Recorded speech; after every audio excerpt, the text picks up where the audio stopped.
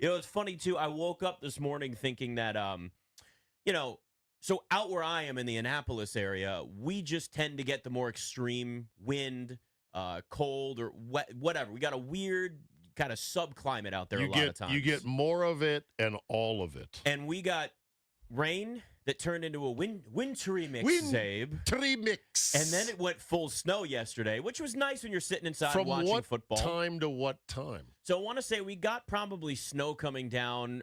It was later into the Patriots-Texans game. Okay, second half. All right. So it started then, but it wasn't sticking a lot. Like, the roads were fine, but it was the cars that were the issue. And I looked out the night before and went, oh, it'll be fine. It's just the dusting. I'll brush it off in the morning. I get out there in the morning and realize, there's a layer of ice underneath the snow. So I'm out there this morning, son of a... I felt like it was like Home Alone, and I'm sitting there, and it's like, yeah, that's exactly what I sounded like. The worst sound ever in the winter. Numb hands within 2 seconds going, yep, not going to get there as early as I was expecting today, but made it in. You didn't throw the car on with the dashboard heater. Oh, I did.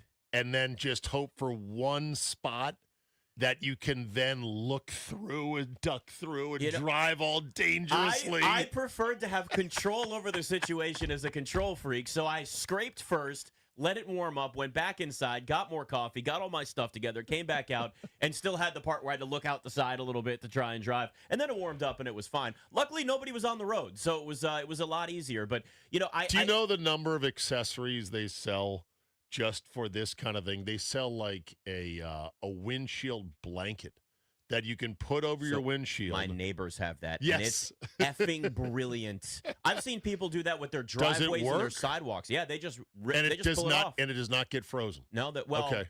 I'm assuming there's probably a level of frozen that does happen but if you have once you peel it off. Still peels it off, yeah. Because it's not connected to anything, and the ice is all going to be layered on top. Sure. So you just pull it and go. I think it's a brilliant idea.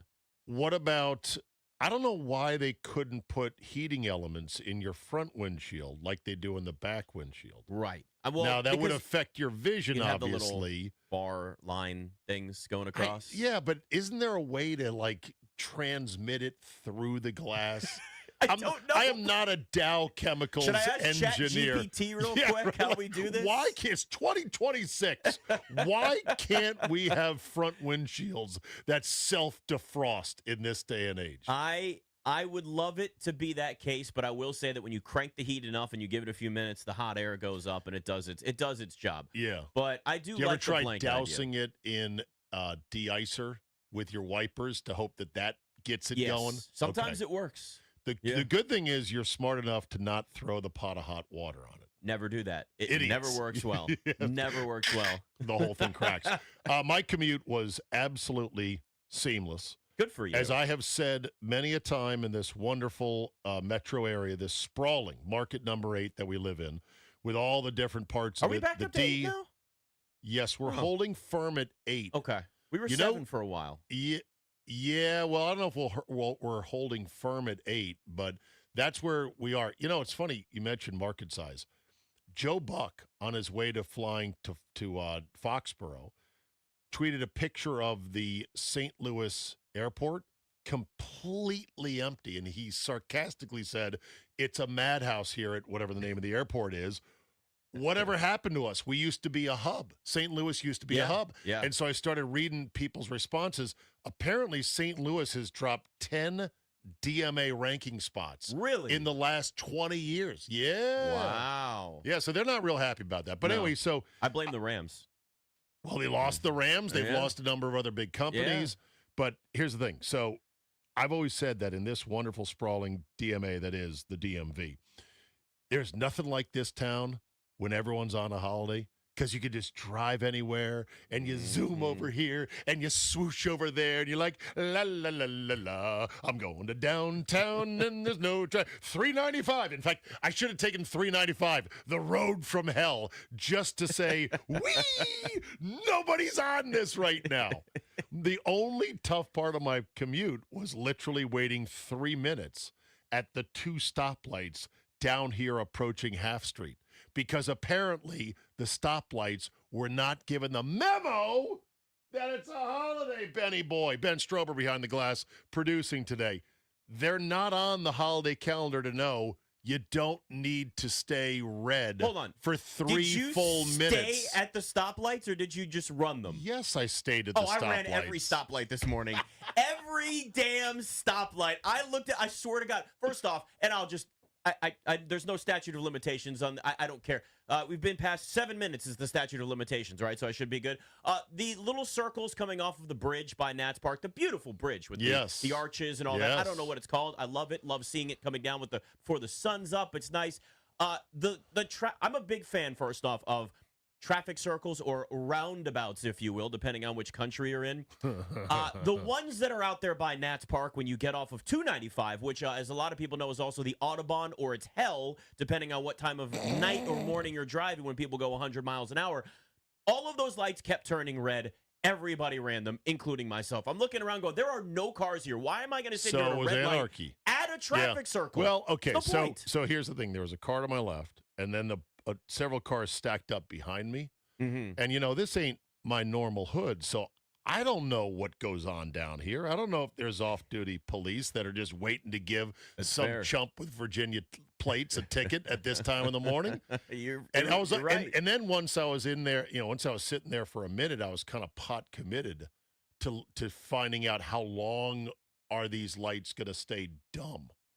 And I just thought that every stoplight these days was somehow a smart stoplight that was hooked into a sensor of, hey, there's no traffic coming over here. So why don't we let these cars who are accumulating over on this side of the street do their thing? The answer is no. So that was the only hard part of my commute, a little 3-minute wait at 2 different lights. If there was one random hill I'd be willing to die on, it's that we have too many stoplights and not enough traffic circles in this country. Traffic circles are great. I'm a big fan of them. They require $0 of maintenance. Yeah. No light bulbs to put back into the lights. And you just go. And the accidents are almost all eliminated. They're only fender benders at worst. There's no really bad collisions of stoplights where people are running them. So, yeah, I would agree. But you can't put them everywhere. And do you know the kind of footprint in terms of space it takes to install one? I'm sure it's probably more, right? Yeah, there's one out, where we're out in Loudoun County. By the way, Nick and I have the market bracketed. Since you're out there at Annapolis, I'm out there past Leesburg. But there's one out there they're putting, up in northern Loudoun County, and it's going to be a year and a half because they got to cut into these, parts of the intersection where there's rock, and it's a big earth-moving thing. Yep. So it'll eventually be done. It'll eventually be nice, but it's going to be a mess for a while. They had a protest rumors in front of our neighborhood. That's going to be the case. What's that, Ben? Near my house, they built a roundabout, and there were people protesting it. Oh, why? There are bigger things to protest in this world than there were actually people out there with signs protesting. They had links to go fight for their cause. They're like, stop this circle. Roundabout. Here. We won't stop. You want a trivia question? Go to the Boston, New England area because we'll talk about them a lot in this show. What do they call a traffic circle up there? Do any of you know? Well, clearly it's not traffic circle or roundabout. It's a wicked whipper. That's what we call it up here. It's a wicked whipper. No, a rotary. Yeah, rotary. Oh. If you refer to it as a roundabout or traffic circle, they will throw you out of the window. Hey, he's not from here. I'm from Chatham. This guy doesn't know what a roundabout is. It's a terrible Boston accent. If you show up to Scituate and call it a roundabout, they'll throw you into the Cape Cod Bay. Just say Tom Brady, and then you're good. Do you know that Ben Affleck and I believe not Jimmy Kimmel, but the other late night host? Who are the late night hosts on television? Well, there's Jimmy Kimmel. There's I got morning brain fog now. I actually kind of do too. I'm forgetting all of them because I never watch these things I've now anymore. jammed your radar on You this. actually have Fallon. You got Fallon. Fallon. Yeah, Fallon. Okay. So Ben Affleck and Jimmy Fallon did a 7-minute skit. 7 minutes. I couldn't watch it all, but it was pretty funny. All they did was they started naming in Boston accents every town in Massachusetts. And they have some of the dumbest names you've ever heard. We should play a couple minutes of it today at some point. I'm actually fine with that because now I want to hear it. You got to hear it. But as I'm watching, I'm laughing, going, these stupid names. And they're saying it in their big chowed accents, the two of them. And then I was like, holy crap. And I look at it, 7 minutes. I go, I ain't got 7 minutes. I got through like 3 minutes of it. And that's all just names of towns? Just names. Right. Well, guess what? Because we're going to hear a lot about Boston and New England all over again because the damn Patriots are back. We had the Bears lose last night in overtime to the Rams. Mm-hmm. We have the Patriots win, and I'm watching the highlights now in the studio behind us and over here as well. Snowy game in New England, snowy game in Chicago. I'm just going to be the guy to say it, and I'm going to say it throughout this show today.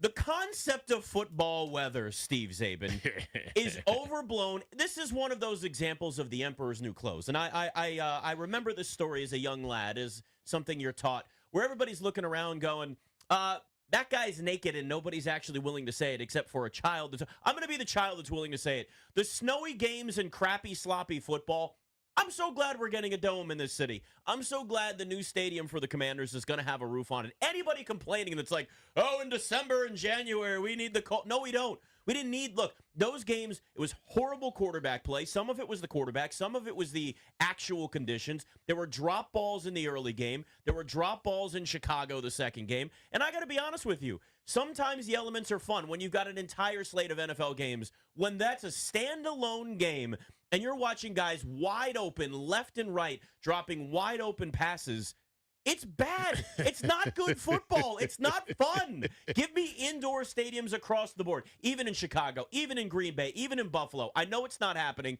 but I'm over it. Give me the indoor stadiums. Yours is going to be a take that will be savaged. Good. By listeners Put it on and social by people media. on social I'm media. all for it. Because as I found by merely defending last week on social media what a brilliant design our new place is going to be for the Commanders, you know, the people that are committed to this romantic idea of blood and guts and Red Grange and all this, you know, romantic stuff, they never go to the games. They don't stand out there. They don't sit out there. They don't get soaking wet, freezing cold, and hypothermia out there. They're just at home going, oh, it doesn't look good.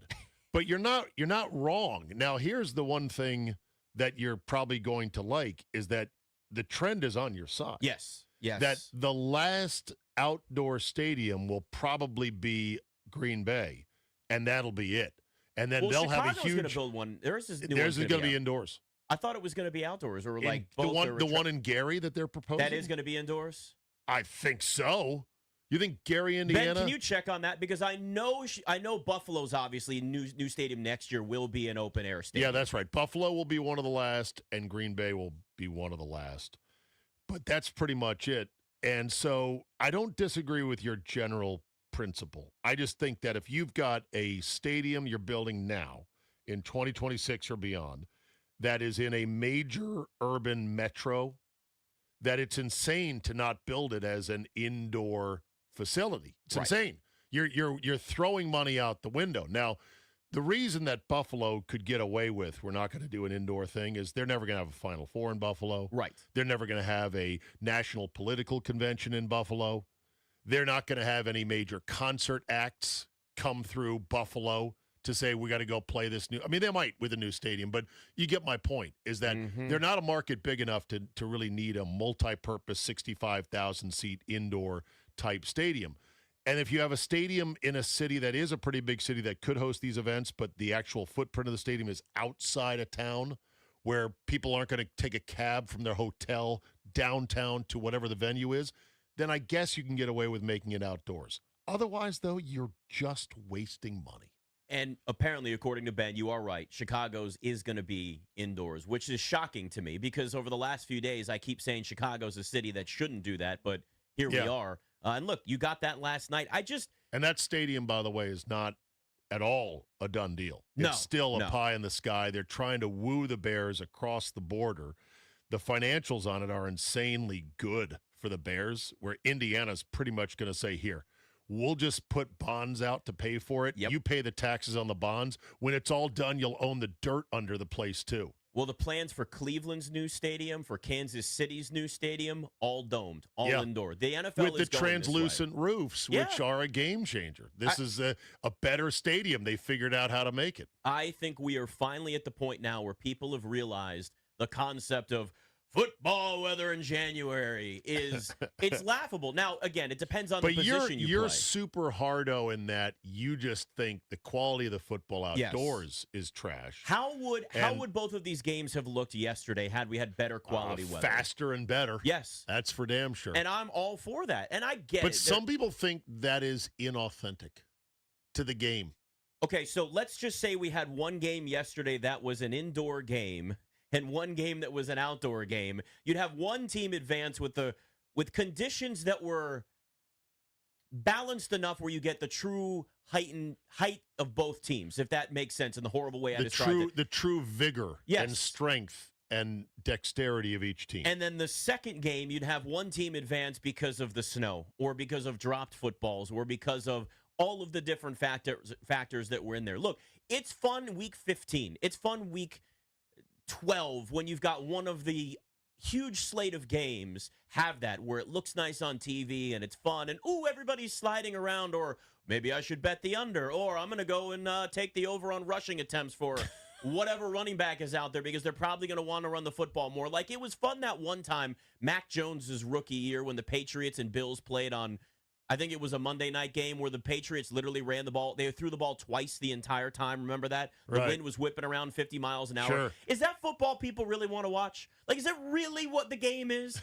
Running the ball 45 times and throwing it twice? A lot of old heads are going to say, yeah, that's what football's supposed to be. It's just another thing that's ruining and watering down NFL football. And don't let the players even convince you, because most players hate it too. Of course they do. However, bad night last night for the Matt Stafford sucks out in the cold, or the Rams are just too soft to be, competitive. Though he did look off at times. He was off, but I mean, they still won the game.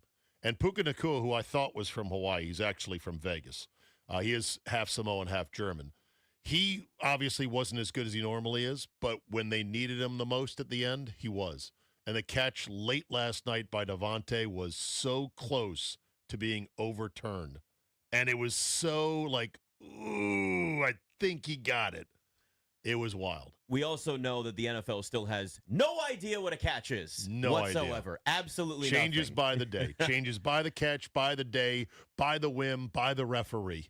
All right, championship weekend is set. Indoor Nick is in the house. I am indoors. Mr. Indoors. As every NFL game should be. Steve Zabe and Nick Ashooh in for the Junks on the Fan.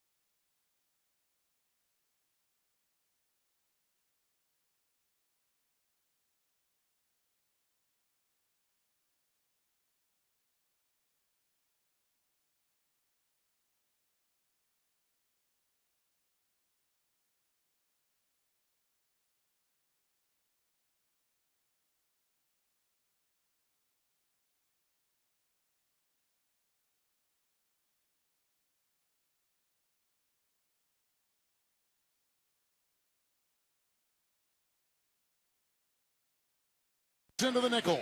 Arms outstretched. 4th down and 4. 14 of the Rams. Shotgun snap. Goes back 4. 4-man rush. He's chased. He's flushed. He's all the way back to the 40. He's backpedaling and throws a pass into the end zone. Caught! Touchdown! Touchdown! Chicago has caught a touchdown pass with Cole Commute open in the corner. If you hadn't seen it, you would not believe it. Timeout. There is nobody better on a wild last-second touchdown call than the great Kevin Harlan there on Westwood 1. And Zabe, at age 39, because that touchdown by Caleb Williams sent the game to overtime last night.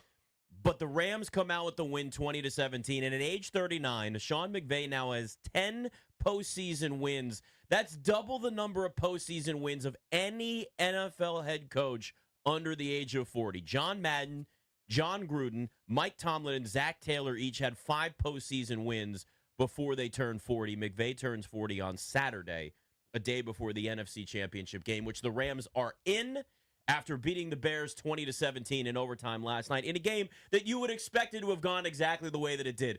I watched that last drive for the Bears in regulation, and I said to myself, and of course I even tweeted it because this is the world we live in, and I said, Zabe, they're going to do it. This is the Bears, once again, in perfect position to do what they've done 7 times before that. Having the a game, lucky horseshoe. It is unbelievable. And to watch Caleb Williams, when you think this game is done, scrambling back what felt like 150 yards to throw that Hail Mary blindly into the end zone for the touchdown that ended up leading, obviously, to the extra point that tied the thing up. Unbelievable game once again last night. So, do you know the actual number on that pass? It was 4th and goal, or fourth down and whatever at the 14. So, I don't know if it was 4th and goal or not, but it was at the 14-yard line. Mm-hmm. The pass went 55.3 yards in the air. How did they get to 0.3? That's impressive. Because this is part of the next gen stats era. Apparently, it's the longest ever pass from the red zone into the end zone in the era of the next gen stats era, where they start tracking all this stuff, which only goes back to about 2016. So in other words, for somebody that started inside the 20, the longest pass that actually flew into the end zone, that was it. But for those that, around the country, they're losing their minds, even though they know that Caleb Williams was a spectacular improvisational talent at USC. For those of us here in the DMV, we're like, yeah, we know. Mm-hmm. We remember the 2018 WCAC championship game where it was Caleb coming from 20 down in the first half against DeMatha and converting 3rd and 33s and scoring 3 touchdowns in an improbable span of time at the end of the game. Somebody resent me the YouTube highlights of that game, and I was like, oh, yeah, that's right. There was that crazy game. So this is what he does. But the problem is he's still an incomplete product at quarterback. Yes. And even though the last pick was backbreaking, everyone pretty much agrees that's going to get charged to DJ Moore's room. That DJ Moore ordered that room service, charged his room for that interception. He just stopped running. And it was Cam Curl, the former commander. I would have loved to see him in the Commander's secondary this year. Caleb Williams finished 23 of 42, 257 yards, 2 touchdowns, and 3 interceptions. Again, some of those were on him. Some of them also on receivers, as you've looked at, but not just this game, but obviously going back to the Green Bay game as well. Caleb Williams, when you watch the throw that he had at the end of regulation last night, you go, oh, that's where the Patrick Mahomes comparisons came in. Like last week against Green Bay, the one that now has turned into the jump man. People are taking the Jordan logo, and he's throwing the ball, running to his left and throwing it right. You watch the arm strength and the accuracy on these wild throws, and you say, it's like this is the Leonardo DiCaprio. Yes, that meme. That's pointing. He whistles, snaps, and whoop, he comes up out of the seat. Yeah. I see it, but then you also watch some of the other boneheaded plays that are on him, and that's where the finished product certainly is not there yet. But the physical gifts and the talent is there, and when you have a quarterback that has those physical gifts and those talent, there's always coaches that say, I can get the most out of him. Now, it might be Ben Johnson. It could be, but it also may be a struggle for a while still with him. I would be careful to to not coach it out of him. Like, you don't want to coach it out of him. Like, Andy Reid did not coach out of Mahomes all of his improvisational stuff. Right. And obviously in Buffalo, they have not coached out all of Josh Allen's reckless stuff. I would like to dial it back just a bit if I was the Bills. I just don't know how to quite do that because certain players have certain talents that are never going to be able to be fully muted. And they do also win you games, even though it's infuriating to go, hey, Josh Allen, why did you left-handed flip that ball that turned into a pick six? And the answer is always, well, I thought the guy could catch it. You know, that's the thing. That play by last night by Caleb Williams, that's a one-of-one play. Nobody but him has the kind of athleticism and body and arm strength to actually pull that off. Not even Mahomes, for that matter. And so that's what makes it spectacular. The Kevin Harlan soundbite there from the radio call Westwood One is great. You know, I do keep this on my laptop, a great Kevin Harlan on a dunk in the NBA. Greatest call ever by him. With no regard That for was human Kobe. life. Well, You remember this actual dunk, by the way? Are you kidding me? The reverse dunk by Kobe against, I think it was against the Knicks, right? I've just had the bite. I So, pulled it okay, many so- years ago. I forgot which dunk it was from. Well, here's what I will say. He has used that call multiple times over the years. Has it become now one of the signatures? The original Kevin Harlan call was when he was with TNT, and it was a Kobe Bryant reverse dunk going baseline. I'm pretty sure against the Knicks, and that was when no regard for human life, and everybody lost their mind. Yeah. I mean, it's one of the greatest calls anybody has ever had in the history of play-by-play. So yeah, Kevin Harlan on that call for Caleb Williams' touchdown throw last night. There is nobody better for that. But the Bears still end up losing this game. And you kind of felt like, too, Zabe, that at some point the luck had to run out in some way for Chicago. Every year you have a team that does what the Bears did this year. Last year it was the Commanders. The years before that, there was a couple-year stretch where it was the Vikings. Remember the Vikings' point differential was like +2? Yes. They were winning every game by a field goal or less, and it was when Kirk Cousins was still their starter. That was the Commanders last year, where they were winning games in the last second week after week. That was Chicago this year. And it's what made Chicago, to me, a team that was hard to gauge in the playoffs, because you watched them and went, well, they don't have the experience, and you got a quarterback that can be really hot and cold at times. But you also know the talent that's there, and you also see that they're not playoff tested, but they're pressure tested. And that's what worked against Green Bay. Right. It worked in the regular season. But that back-breaking interception in overtime, that was the difference for the Bears, where the Rams marched down the field, kicked the game-winning field goal from the thicker kicker, which is just we got to talk about Harrison Mevis. Nickname. It's so great. Who was the punter for they were the Redskins years ago? You referred to him as a stuffed sausage on the air, and I'll never forget it. And I can't remember who the punter was, and he looked like that, and it was incredible. It was one of the greatest ways to describe a kicker or a punter ever. But that's what I thought of last night watching the Rams kicker kick that game-winning field goal. Not only is Harrison Mevis a mere 24 years old. Such a great name. And not only is he the heaviest, thickest kicker that anyone has ever seen in the NFL, have you seen his official Rams mugshot? The dude looks like he's a 43-year-old. Oh my, he's 24? Yes. The poor guy has not aged well, my friend. By the way, thank you, Ben. He looks like a 43-year-old accounts receivable guy in some, mid-sized company. Ben thinks It's it might have been hilarious. Sav Rocca that was the punter for the Commanders. Rocca. It might have been, but That sounds about right. But he was a rugby player, so I don't. Ben, how would you know about Sav Rocca? Right, you were like 2 when he was. Punting So that he thing. was the punter in 2012, and I remember they had the NFC East Championship game against Dallas. I was at that game.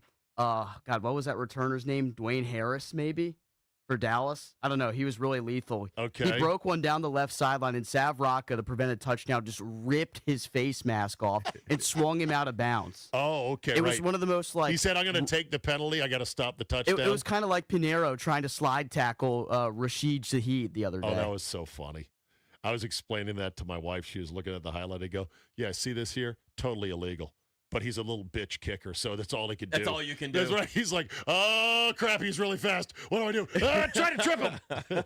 Nope, bitch, he gone. Whatever you can do to save the play. Yes. Whatever you can do. So I got questions here. All right, what are your questions? I have so many questions. Let's go down the list. I mean, you already. We've got all morning. Here's the question. The first question, and I know where you stand on this: are freezer games cool or overrated? Overrated. You think they are?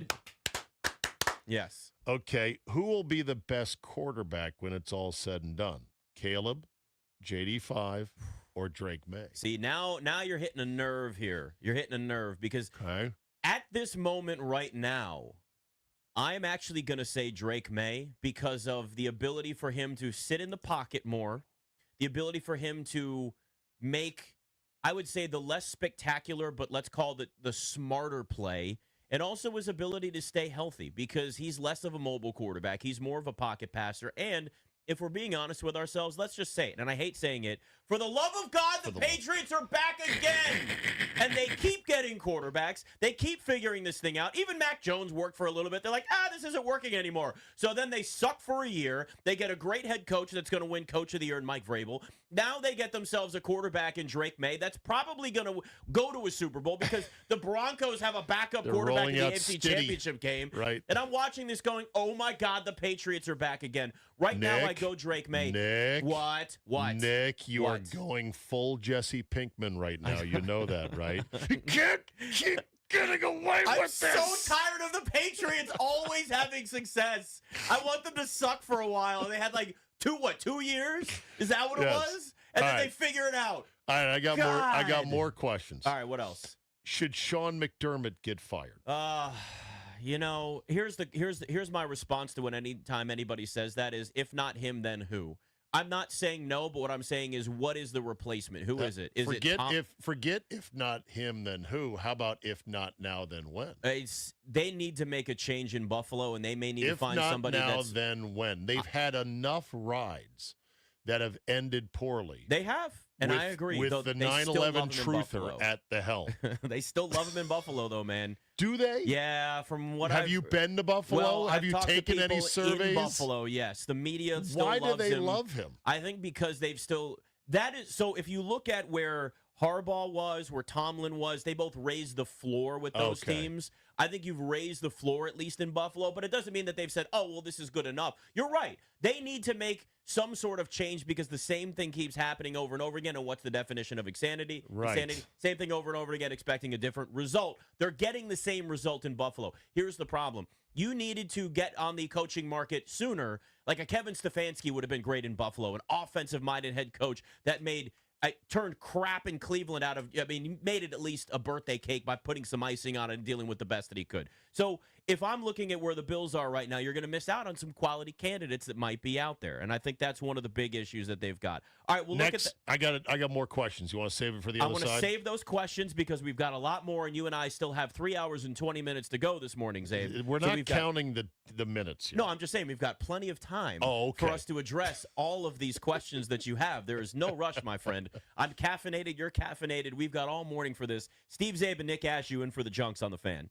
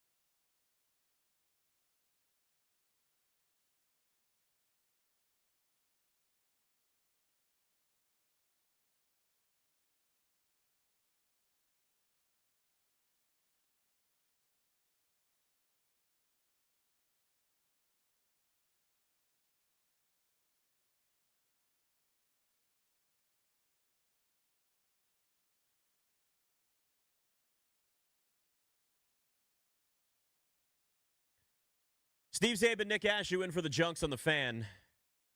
We got the Rams and Seahawks. We've got the Broncos and Patriots in the AFC Championship game next week. I just saw a tweet from Nick Foles, who, of course, won a Super Bowl with the Eagles as a backup quarterback because Jared Stidham will be the starting quarterback for the Broncos against the Patriots, Zabe. Because it's a very mild tweet. It was like, hey, I know what you're going through, Bronco fans. I'm wishing for a speedy recovery. It'll be just fine, guys. I will say this, though. Just as a NFL fan, that sucks. It sucks to see a less than healthy team in a championship game like the Broncos are going to be in. It's one thing if you lose a linebacker. It's another if you lose your starting quarterback. Mm-hmm. I know the Broncos defense is the main reason they're in the position that they're in, but to have a game that won't have a starting quarterback in still a quarterback-driven league, it's just nothing you can do about it, but I think it just sucks as a sports fan to see that. Yeah, that's the price of admission, though, Nick. It is. Disappointment, heartbreak, constant coming up short. Look at the poor Buffalo Bills. They have lost over and over and over again in agonizing fashion. In fact, I think they've lost 3 times in a row now by 3 points. They've been knocked out of the playoffs now 3 times in a row. I know. By 3 points. You are anti-Sean McDermott at this point. I'm gauging. Well, not super anti, but at some point you should probably shake it up. I think there's a whole discussion about the way many organizations think about changing their coach out because fans will use the phrase, and I think the organizations agree with it. They'll use the phrase starting over. Mm-hmm. Well, we don't want to start over by getting rid of Matt LaFleur, is what some Packer fans and media were saying. And I just listen to that. I go, whoa, what do you mean start over? You're not going to release every player on your roster. You're just going to get a new coach in with his staff. You want to phrase it as we're starting over. No, you're taking a team that exists that is good at doing X, Y, and Z, but could be better at A, B, and C. And a new guy is going to reorient the pieces you have to try to address some of those things and to win games better than the last guy won games. Well, no, the last guy won a lot of games. His winning percentage is whatever. And they want to ascribe the entire winning percentage only to the coach. And they want to ignore the fact that maybe you've had a great quarterback like Aaron Rodgers that helped ring up your pinball total of those wins early on in your career. The notion that, oh my God, we might get worse permeates a fear with teams when it comes time to getting rid of a coach that it's probably time to get rid of. We could be worse. Yeah, but you could be better. And right now you've got a number of years in which you have not been good enough for whatever reason. Take a chance. Live a little. Get another guy in there. You're not going to hire some mouth-breathing idiot off the street. You're going to hire a qualified NFL coach. And I guarantee you, the Buffalo job would be super effing attractive. Oh, with a quarterback like Josh Allen? Just like Green Bay, would have been super effing attractive. So the whole notion of teams and worrying about, I don't want to start over again. You're not starting over. You still have the same team. It's just a different guy managing it. But not only do organizations think and live in their fears, Nick, coaches more than anybody live in a weird world where they can't just remove themselves for a second and go, okay, hold on a second. I present to you DeMeco Ryans. DeMeco Ryans is well regarded as an excellent coach. He's done a good job down there in Houston. But yesterday, what he didn't do with C.J. Stroud has many people saying, what are you thinking? 4 interceptions in the first half alone. Now, Benny boy, you were hot on this because you texted the 3 of us yesterday afternoon. What on earth are they doing? Why aren't they going to long neck Davis Mills, who, by the way, made a bunch of starts in the middle of the season and was decidedly non-awful. He's decidedly non-awful. Right. Yeah. So you were onto it early. I want you to play the clip of DeMeco Ryans explaining why he stayed with C.J. Stroud in the second half. No, C.J.'s our guy. I believe that he could come back out in the second half and flip it. I believe that he could play better. And he did that in the second half. He did play better. We had some positive drives there in the second half, because I believe that he would do that, and he did that. And as I always tell our guys at halftime, it doesn't matter what happened in the first half. You have to flush it, remove it, and you just have to go out and finish the right way. And I told you, we've been there before. We've been in situations much more dire than this, and we were able to bounce back. So, in my mind, there's no doubt in my mind that we would be able to overcome that. It doesn't matter what happened in the first half. Yeah, that sounds good on a motivational poster or on a meme somewhere, just like wash it out of your mind. But in real life, in sports, of course it matters. There's always exceptions and caveats and eye tests that you should apply to certain guys. These coaches, the first part of that statement was telling. He's our guy. That's the dumbest way to think about it. But that is always the phrase that's used. And this is the exact response that you'd expect from D'Amico Ryans after this game, too. That's the dumbest way to think about it. You're not going to cut him at halftime. He's still going to be your guy. You're just going to get him out of the game because he threw 4 interceptions in a league where you usually don't get allowed to get to the 4th interception. Would they have broken his spirit more taking him out at halftime or keeping him in and allowing him to make more mistakes? C.J. Stroud finished 20 of 47. 20 of 47. With a quarterback rating of 28, Zabe. Yes. 28. It's the second lowest passer rating. You said quarterback rating? Quarterback rating. QBR was 21.1. The traditional quarterback rating was 28. Passer rating. Be specific. Passer rating. I know you're a man of numbers. You're right. Fair. Passer rating does not account for running. QBR, you were the one that was touting the QBR with me, right?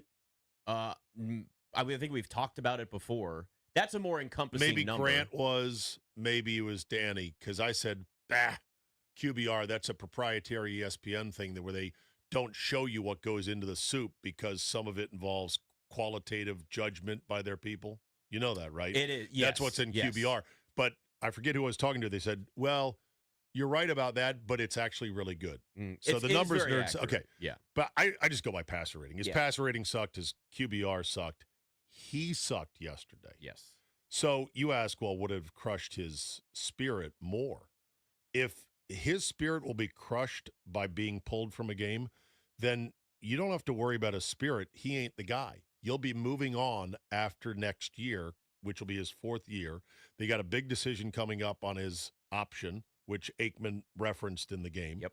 But here's the dumbest way that coaches think about this stuff. They can't think in a way that says, yes, I'm going to pull him because he sucks. Our defense is savage. We're still very much in this game. And he's not having a day. And I know that I'll be asked about it and grilled about it afterwards. And there'll be, discussion points about, is he the guy going forward? But I'm just going to handle it. I'm going to say very calmly after the game, oh, no, we still believe in CJ, and he's still our starter.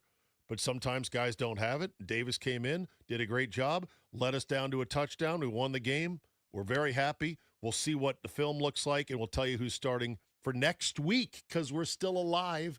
We'll tell you on Tuesday. These coaches are so either incapable, Nick, or afraid to envelop that thinking. They would rather lose with somebody they can say proudly, he's our guy. He's our guy. Well, your guy stunk on ice, and you're out of the playoffs now with the most dominant defense since probably the 2000 Ravens. Unbelievable Nasty defense. That really overcame the C.J. Stroud mistakes. Yes. Early, I mean, the fact they're in the game with game. 5 turnovers, they're in the game. Like, this is unprecedented. So it kills me when these coaches cannot think in terms of just basic, hey, nobody get your panties in a wad. This is pro football. Even though you were picked number 2 overall, even though people thought you were a franchise guy, he's not, by the way, guess what? Hook, you're out. Deal with it. Cheer on and help Long Neck from the sideline with a clipboard. It's like in baseball. Like, your starter was getting shelled. If your starter is getting shelled, Nick, what do? You pull him. Your quarterback had 4 interceptions. Pull them. It's not complicated, but coaches in the NFL make it complicated because of narrative issues of, well, what will that mean for whether he's our starter, and how will his ego be because of it? Who cares? You're trying to win the game. I feel like I'm going crazy watching this sometimes, channeling my inner Herm Edwards. Hello? You play to win the game. This guy sucks. Get him out of there. But they won't do it. So my question was, would a 5th interception have done it for Stroud? At some point, you have to say, we've got to make a change. Yes. I don't know what the limit is. Maybe it was 5 because he settled down somewhat by his standards in the second half. But let's not remember, it wasn't just this game. Against the Steelers, C.J. Stroud had a pick. He lost 2 fumbles. He had and also 5 fumbles. He had 2 that he put lost the for 5 ball total. on the ground 5 times. He turned the ball over. I've lost. I can't even carry the one to add the 2. 52 turnovers in the playoffs. I'm going to go with. That's the number I'll go. It's unbelievable. Even though every interception has a story, and sometimes it's the wide receiver like DJ Moore, all the fumbles are on you. All the fumbles are on you. All of them. All right, Steve Zabin, Nick Ashooh in for the Junks on the Fan.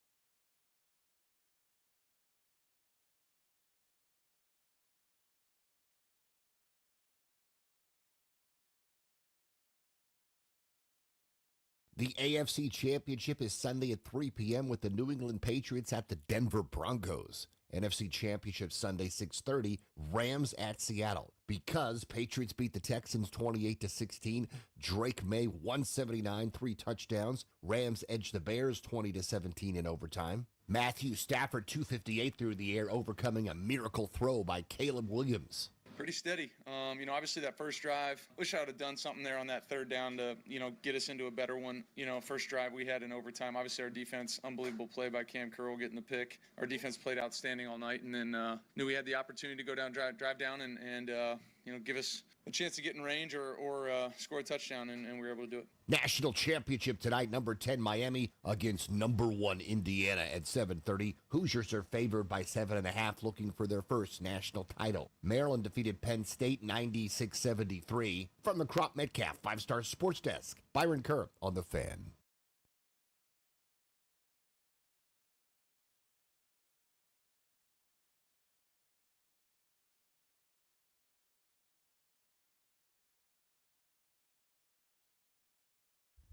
One thing, Zabe, we know is that no matter what, there's always going to be a comparison of every quarterback that was drafted in the first round of Jaden Daniels' draft class.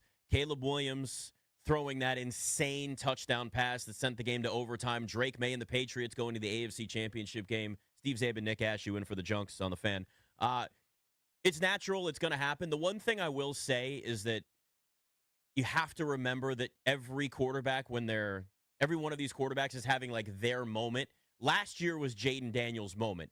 NFC Championship game, Offensive Rookie of the Year, in the MVP conversation. Oh, yeah. Drake May didn't start till late in the season. Caleb had all of his issues. This year, it's been Caleb Williams and Drake May having more of their moment, while Jaden Daniels isn't. So it's too early for us to sit here and play the game of like, well, Jaden's not going to have the same career as Drake May or Caleb Williams or whoever, but. It doesn't mean people aren't worried about it already, including myself. I'm not going to lie to you. I'm watching Drake May and what he's doing, and that Patriots organization, as the highlights are on right now behind your head. Already have anxiety over we might have gotten. I'm scarred. I'm scarred. I remember 2012 and the hope, and it was the greatest year for me as a fan of this team. We have to once again reiterate that JD5 has virtually none of the self-destructive qualities 100% of accurate. RG3. Yes. In terms of his software, in terms of his work ethic, in terms of the way he views the world. So from that standpoint, I lose no sleep whatsoever. The body type and the style of play, oh, sure.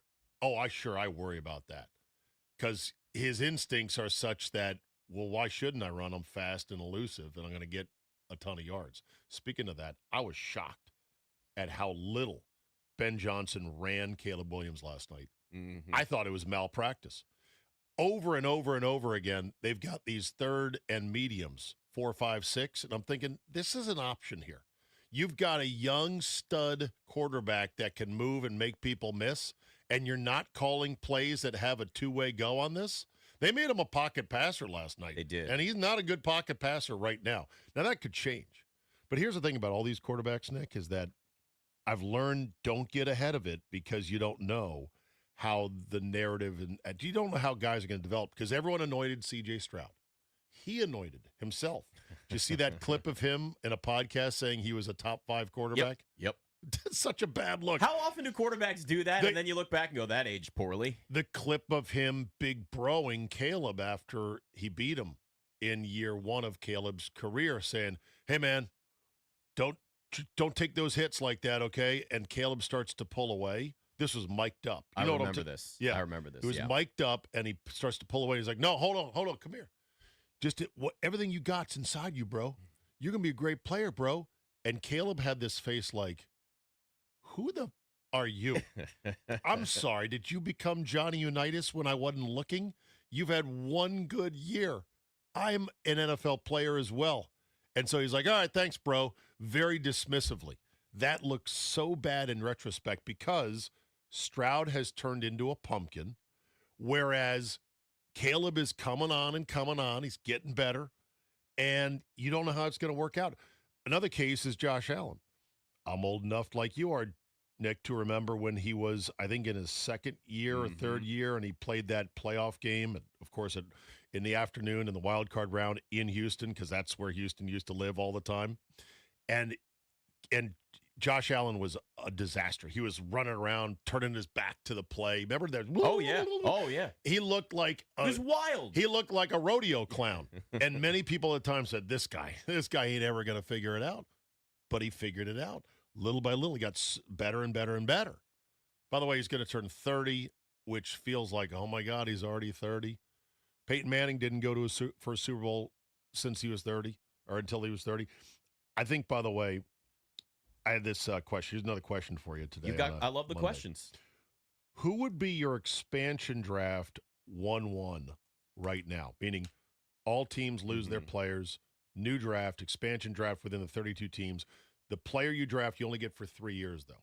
So it levels it out, because you're not going to take a young guy like Drake May thinking I've got 10 full years of greatness from him. Just the next 3 years, expansion draft. I think Josh Allen is 1-1. I think more than Mahomes, because his durability is the best ability. He's never hurt, even though he plays an amazingly physical style. But Patrick Mahomes before this year was not injury prone either. Right, but I think that Josh Allen can move the chains with his feet more, and his short yardage, being push effective now for teams is becoming a necessity. Because about 5 or 6 teams are pretty much there, whether they use a tight end or whatever. Like, to be able to convert these hard-to-get last 3rd and 1, 4th and 1s is a huge asset. And the Bills are better, arguably, than the Eagles now with Josh Allen. So I would take him 1-1, maybe Mahomes. Remember, Mahomes got the knee injury. You got to factor that in. Who do you think would be, this is the question, your expansion draft 1-1? Right now for the next 3 years. For the next 3 years. 3 years, 3 years only. So I am factoring in the knee injury to Mahomes, though? You have to factor in age and injuries on everybody. I think all skill sets. I'll be honest with you, I'm still going Mahomes. Okay. I'm still because so Mahomes might be 2 then. Right. The reason why is because Josh Allen may be 2. Right. It's gotten Josh Allen has closed the gap on Patrick Mahomes, I think, significantly as a quarterback. But because we've seen, and I know there's other factors in coaching and offensive scheme and other players and team and organization, all the things around him, we've seen Patrick Mahomes break through. We've seen him get to a Super Bowl. We've seen him win multiple Super Bowls. We've watched him win multiple MVP. But have you seen Mahomes' production arc post Tyreek? So that's fair, but you could also argue that he's one of the few to be able to elevate the team around him more than almost anybody else. And Josh Allen might be that other guy, which is why at this point you're kind of threading the needle. You're picking nits, if you will. So, if you told me you're the GM and I'm the coach, and you said, Nick, I just drafted Josh Allen 1-1, I'm cool with that. Okay. But if you said Mahomes, I'm also cool with that. I lean Mahomes in the sense that he's been there, and there's at least the mindset of I've been there, I've done it before. I do factor in the human side and the mental side with athletes because they are humans that go through these situations that you're either good in or you're bad in. And I know it's not all on Josh Allen. I mean, listen, Josh Allen, 25 of 39, 283, 3 touchdowns, played well against Denver for the most part. There were officiating issues. There was a lot of stuff that went on in that game. But I know Patrick Mahomes can win those big games. I know he can win Super Bowls. I know he can put a team on his back because I've watched it before. If I'm Buffalo, I am absolutely laser focused on giving Josh Allen an absolute stud WR1. Because what Billy Beane has thrown at him since they've realized, hey, we've got a special talent, is a grab bag of half ideas and bums. Keon Coleman is a bum. He is not going to be anything great Better in this interviews than on the field. Exactly, right. So imagine Josh with Puka. Imagine Josh with JSN. Imagine Josh with Justin Jefferson. Imagine Josh with Chase, with Jamar Chase. You give him a true sick number one, I think he would cook. He's not a perfect. What? Can I throw a name that might actually be realistic? Yeah. A.J. Brown. No, I don't like him. And he's a pain in the ass, but he's really good. Nah. They've already dealt with Stephon Diggs. They could do it. But all those names you mentioned would be great, but they're not going anywhere. A.J. Brown's a possibility. The point is you got to find them. I know what you mean. Right. You got to find him. It'd be great if you could find a guy like Puka in the 5th round, like the Rams did. Right. But what I am saying is the Puka Nakuas of the world always remind me, Nick, these guys, as we come into draft season now in the next couple months, these NFL people, they want to pretend like, oh, we do this all day, every day. You know, this is my life. I analyze film, and I'm looking at scouting reports. Oh, you do, huh? Why'd you let this guy slip to the 5th round? Even though I'm on the couch, I spend no time on this. Don't pretend like you're that much better than us. It's a freaking guessing game. It absolutely can be. And, look at, even though he looked horrible against Seattle's defense, look at Brock Purdy and how he's bailed out the 49ers organization, who could not get the quarterback position right until they literally had him fall in their lap as their 3rd-string quarterback. Yeah. So it happens sometimes. But, yeah, look, if I'm looking at both of those quarterbacks, it's a situation here where it's probably 1A and 1B, however you want to describe it, between Mahomes and Josh Allen. But Drake May and what his potential is, and also, too, situation matters. Drake May and that Patriots organization, they know how to get the best out of quarterbacks, too. So do you really think there is a genuine undercurrent amongst Commander fans specifically, of yearning for somebody other than Jaden Daniels after this year, that they're looking at Drake May going, damn, we probably should have taken him? A genuine sentiment? I think that it is not a high percentage yet, but I think because of the fact that there is a history and there are scars, and myself included, I have those scars. Though I've said many times on this station and everything else that this is not the same situation as RG3, but I understand why people have the worries in the back of their mind, or in the forefront of their mind, in their frontal lobe, if they're that worried, because of the fact that we've seen this before.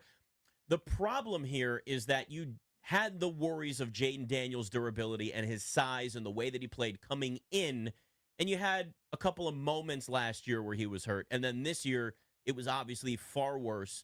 Now, some of it is offensive line shuffling and protection and no guys downfield. Right. And against Seattle, he's running for his life, and that's where he kind of just forced it and dislocated his elbow. There's a lot of factors that are in there. But it's really tough to watch the quarterback drafted 1 and the quarterback drafted 3 in the positions they were in the playoffs when Jaden Daniels barely played this year. Now, let's remember he made an NFC Championship game last year. So I know. It's a little bit of living in the moment that people are, but I'm seeing it. I'm seeing a lot more of this team messed up, should have drafted Drake May. I hate both of them, which, by the way, I'm not one of those people actively rooting against Caleb Williams or Drake May. I'm not sitting there going, I hope they have a better career than Jaden Daniels. I really would have not wanted to see both Caleb and Drake May in the Super Bowl. That would have sucked. But to see the success that specifically Drake May is having more than Caleb Williams, because, again, Caleb Williams there's a roller coaster that's still there. Drake May has that steady feel of a quarterback that could do this for 15 years. This coming year 3, for all 3 of these guys, is going to be what they call a high leverage year, isn't it? Yes. This is going to be a year of truth-telling between the 3 guys to see which guys keep going up, which guys maybe go down, which guys maybe stay flat. Who knows? Hey, maybe they all get better. Wouldn't that be great? And there's I got nothing against chance. Everyone getting better, since nobody's in our division. Hear me out, though. If the Patriots picked up the phone right now, Zabe, and said, Would you like to trade? Would you like to trade Jaden Daniels for Drake May? I think I'm taking him up on that trade. If it's a straight-up trade, I think I'm doing it. I hate to say it, but I think I'm doing it because Drake May has that feel of a steady quarterback that is insanely, again, the accuracy is as good as anybody in the NFL. Led the NFL in actually broke the franchise record for completion percentage this year for the Patriots. Yeah. And look, Jaden Daniels can be insanely accurate too, great deep ball, all these things. But because he can lean on his legs a little bit more versus like Drake May has athletic ability. No, he does. It worries me. It worries me. Drake May swims up into a muddy pocket better than any young player I've seen in a long time, where he just doesn't have that fear. Guys are coming at him. He'll duck his shoulders, and he'll swim up into a little bit of shallower water with fewer sharks in it to get a pass off. And you're right, he is super accurate. I got some Bills pain for you. Okay. Maybe we save it for the other side. We could save that for the other side. Can you imagine being a Bills fan and what it must be like to get constantly kicked in the balls? Bills fans are some of the nicest yet craziest people I've ever met. They are lunatics. And they deserve wins. They honestly deserve they success. They deserve success, but as Clint Eastwood said in Unforgiven, deserve ain't got nothing to do. And that's how it works. That's how it works. You have no idea how painful it is to be a Bills fan, because I'm going to give you a bunch of numbers that even tell you, yeah, as bad as you think it is, it's worse. And we'll find out how worse that is. Steve Zabin, Nick Ashooh, in for the Junks on the Fan.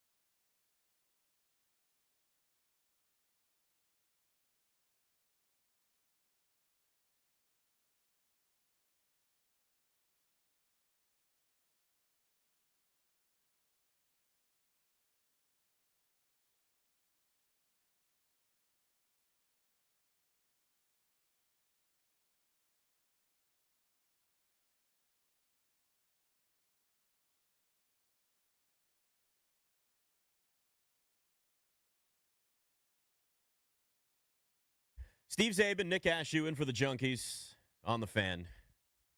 AFC, NFC championship games are set. We've watched some quarterbacks, Zabe, that were drafted before and after Jaden Daniels. And yes, I admit, there's a little bit of a tug going. Did we make the wrong decision in Washington? Not a lot, but I can at least feel it going, oh, no. You're please. captured by the moment, that's all. And It'll I fully admit that because I remember this time last year and watching Jaden Daniels help lead this team to an NFC championship game going, we got our guy. And I still believe that they've got their guy. It's not a matter of mindset, leadership, coachability, any of that. It's just a matter of, are the injuries going to be an issue, and is that going to be something that always holds him back, that lowers his ceiling? That's my biggest concern. That's all. Your championship game lines for next Sunday, Patriots are 5.5-point visitor favorites in the AFC Championship game. It's the largest road favorite for a championship game in I forget how many years, but it maybe like ever. It has just never happened. Yeah. But that's the unusual nature of the home team that are the number one seed losing their quarterback. The Rams and Seahawks, Seattle -1.5. This series was split this year between the two teams, and the points and the yards were within like one click of each other. So not only was the series split, they played each other very, very close in the two games. Here's what's even crazier, and I had not even thought about this. You ready? Mm-hmm. NFL Conference Championship head coaches. NFC, Mike versus Sean. AFC, Mike versus Sean. In your life, will we ever have this again? I don't know what the we odds have are. a double Mike versus Sean. That is with wild. the exact same spelling of Sean. I didn't even think about that. This is when the internet is still great. The internet's it's when undefeated. People point this stuff out. It's fantastic. And it's good. So I got Bills pain for you. All right, what's the Bills pain? A number of things to consider. Number one, Aaron Torres, Fox Sports Radio, tweets, Buffalo Bills last 5 playoffs. 2026, blew a fourth-quarter lead at Denver. 2025, blew a fourth-quarter lead at Kansas City. 2024, blew a fourth-quarter lead at home against Kansas City. 2023, blown out by Cincinnati at home. 2022, blew a fourth-quarter lead at Kansas City. Pain. Another reason that maybe you ought to try a different coach. Just see how it is. How much worse could it be? I wouldn't blame the Bills if they did make a change. Okay. Next up, the point differential. This is the Bills dynasty of the 2020s that never was. They're a dynasty that never was in the 2020s because they have the number one point differential of any NFL team for the last 5 years. So going from 2020 to now, point differential, I think, being a very good metric of are you really beating the out of people. Guess who's number 2? Baltimore. It's Buffalo, Baltimore, Kansas City, San Francisco, Green Bay. Your top 5 point diffs. Baltimore has a 581 point diff. What do you think Buffalo's is as the number one for the last 5 years as part of the dynasty that never was? As in the total number? So 581. So the Ravens are at 581. Okay. The Bills are above them in point diff. How far above? I'm going to go 725.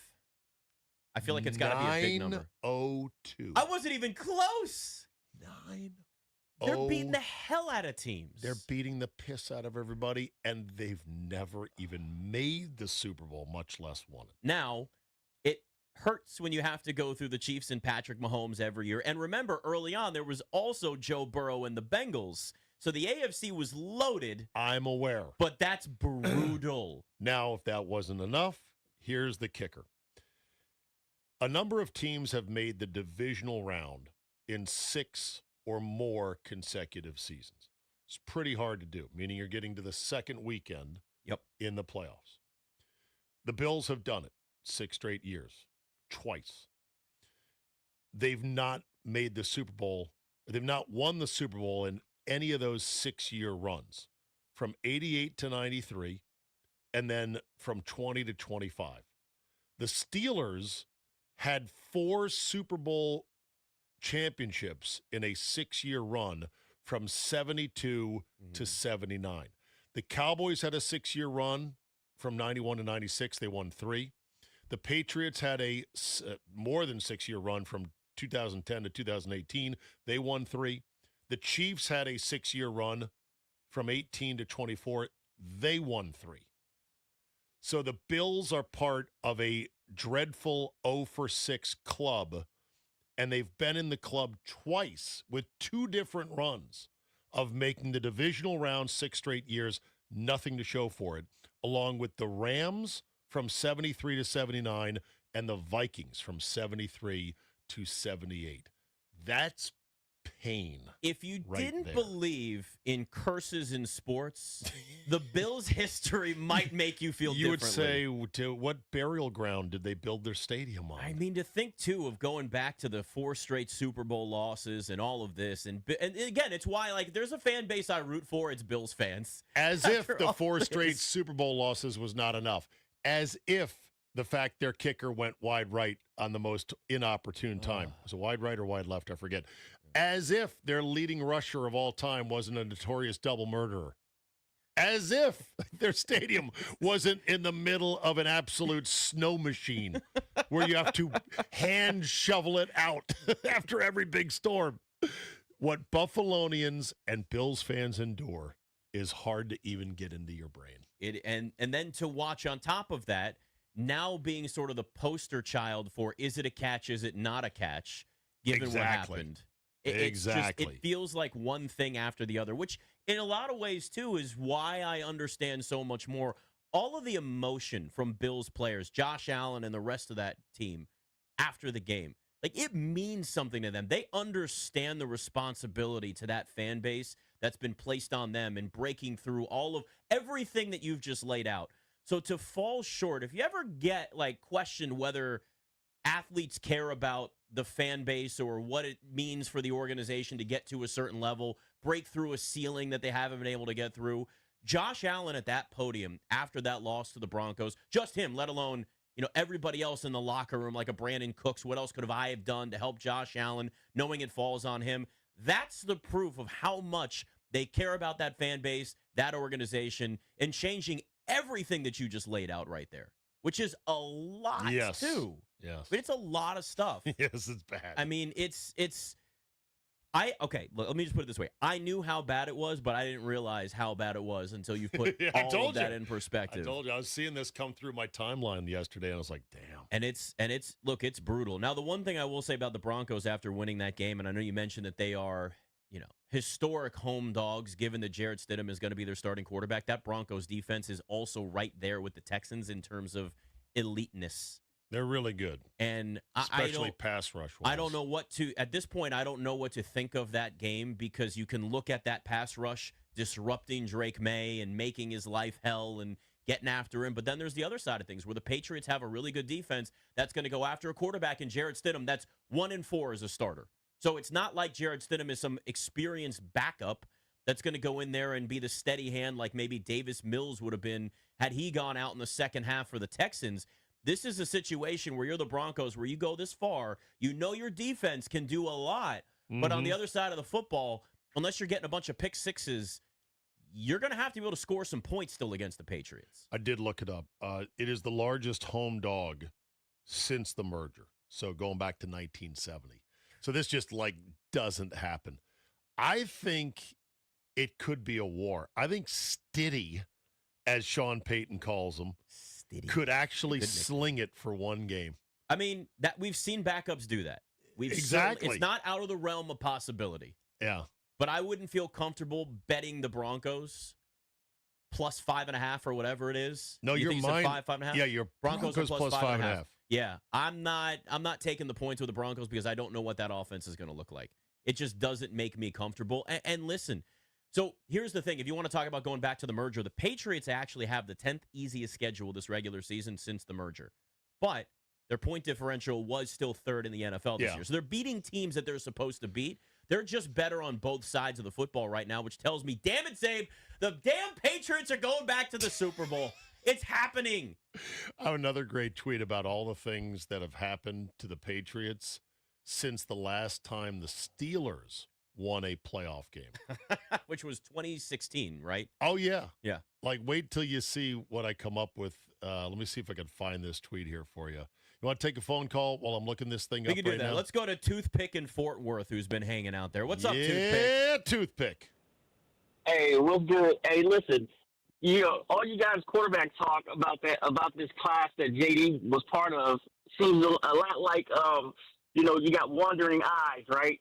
Like you dated this girl, you courted her, and you decided to put a ring on it, and now you're looking the other way like, oh my God, look at that one over there, and look at this one over here, right? Wandering eyes on old Nick over there.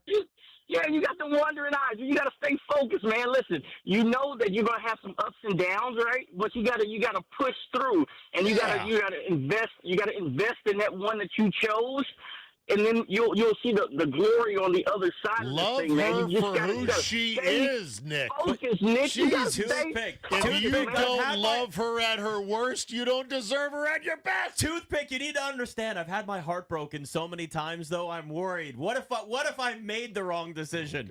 What if I You did the didn't. wrong thing? But Nick, you did it. You did not make the wrong decision. The question is, which one of these quarterbacks is not going to win a Super Bowl? Because they're coming, and one of these quarterbacks is going to wind up in the Super Bowl. So the Josh Allens of the world, you missed your window. You absolutely missed your window. So now this class, this 2024 class that these guys are in, this is that once-in-a-lifetime class, like the Dan Marino class and all that. So It's who's not going to win a Super Bowl, and I think we have one that will. I'm afraid Minnesota has the one that won't. So you chose the right one. It's just how many will he win, and that's the question is how will you invest to make sure that he wins multiple and not just one. All right, that's what the real question should be. Toothpick, thank you for talking me off of the ledge. I feel a little bit better after that, and it's Again, last year you're feeling great, and this year you're not. So I got another wild one for you. All right, what else you got? So the 2018 quarterback draft class. We're talking about draft classes, and obviously the last year's draft class may end up being one of the all-timers. Is it amazing to think that Sam Darnold might be the first guy with a ring in the 2018 class that included Baker Mayfield 1-1, Josh Allen at 7, Lamar Jackson at 32? If you would have said when Sam Darnold was at his lowest of lows, being mic'd up on ESPN saying, I'm seeing ghosts out there. I'm seeing ghosts out there.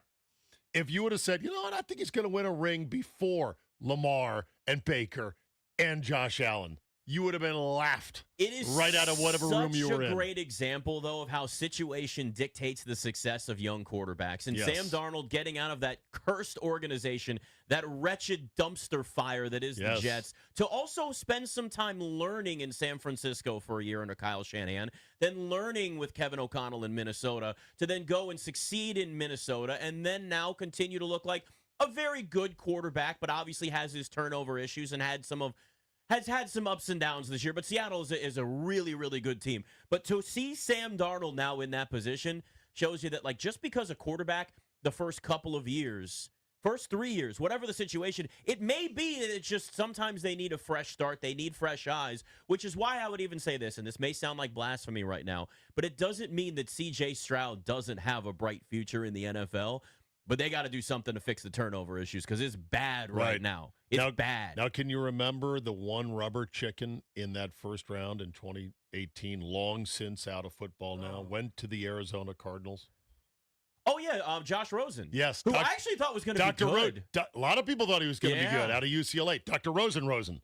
How are you? I'm bad at quarterbacking in the NFL. Did he have a hot tub in his dorm room, and that was like a big thing? I think I remember that story. He put a hot tub in his dorm room.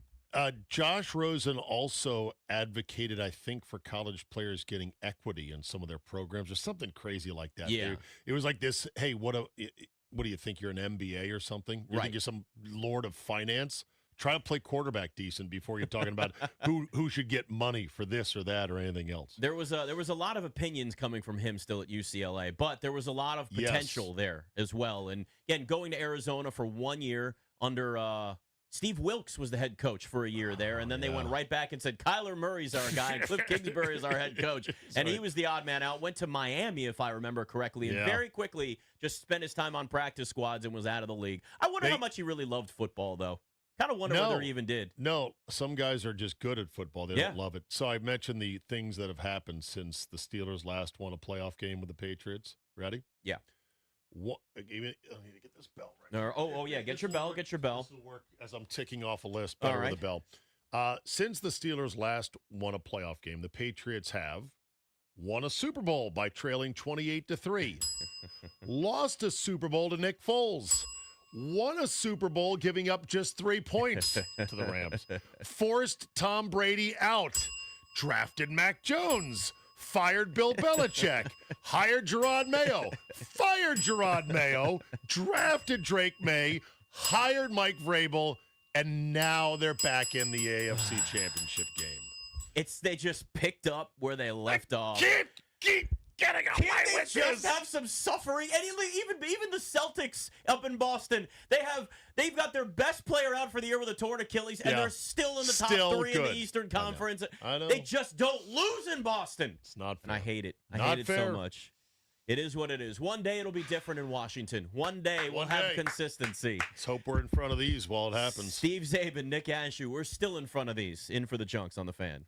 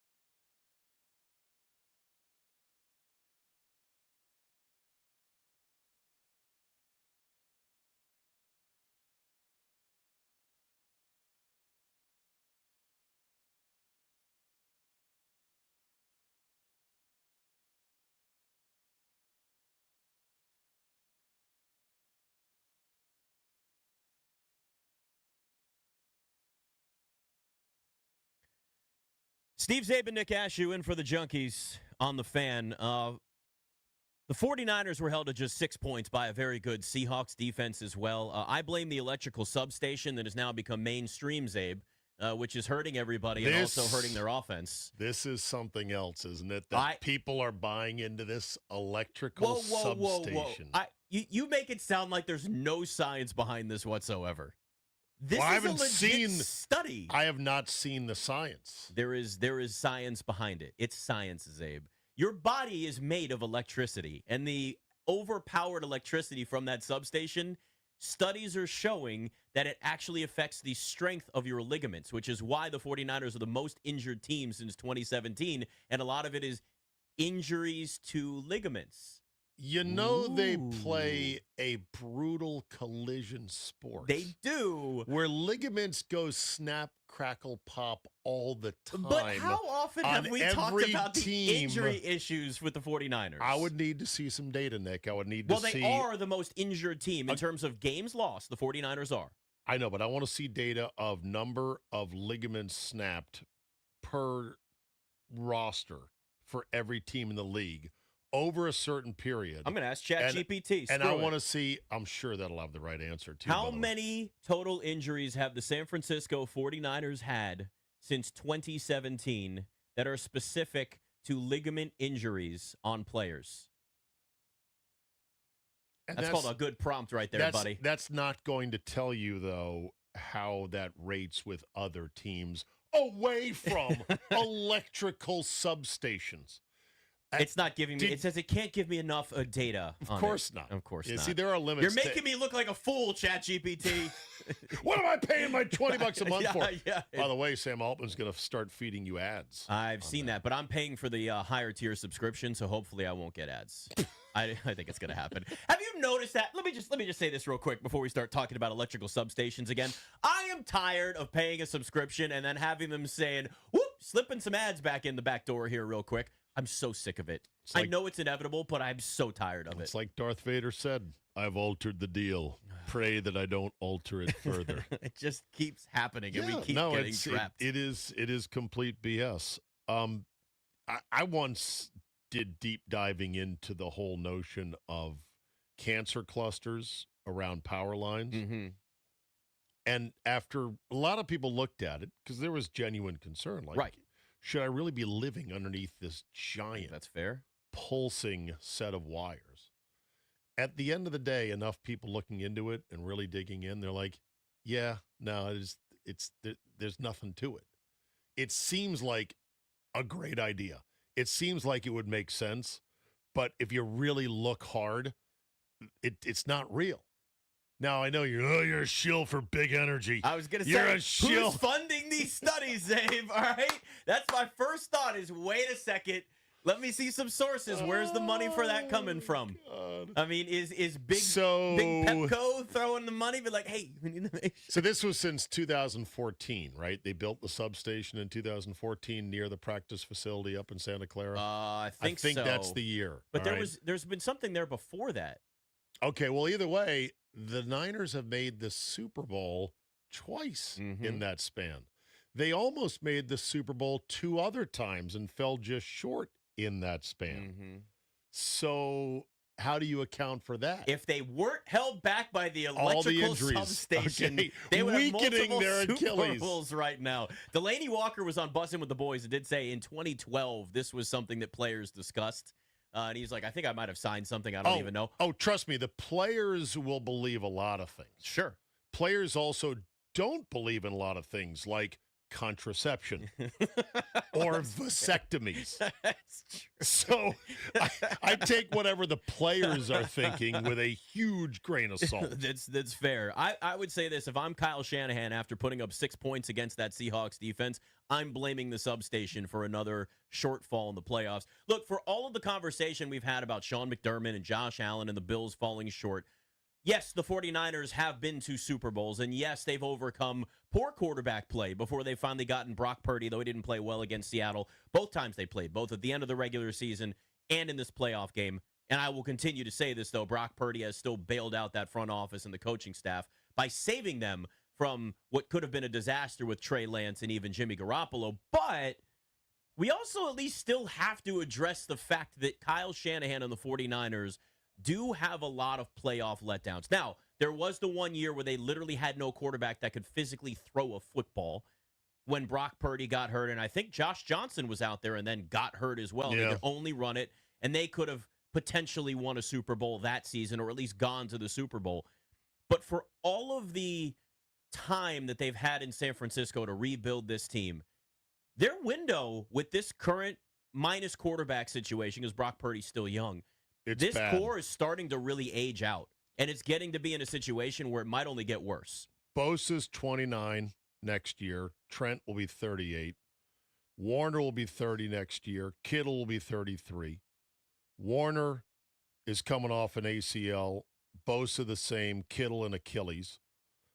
Trent is just the whole Trent Williams thing blows my mind because when he left here, I thought, okay, he'll have a few more good years, and that's about it. Yeah.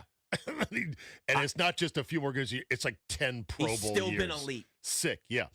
In addition, look at these cap numbers for next year.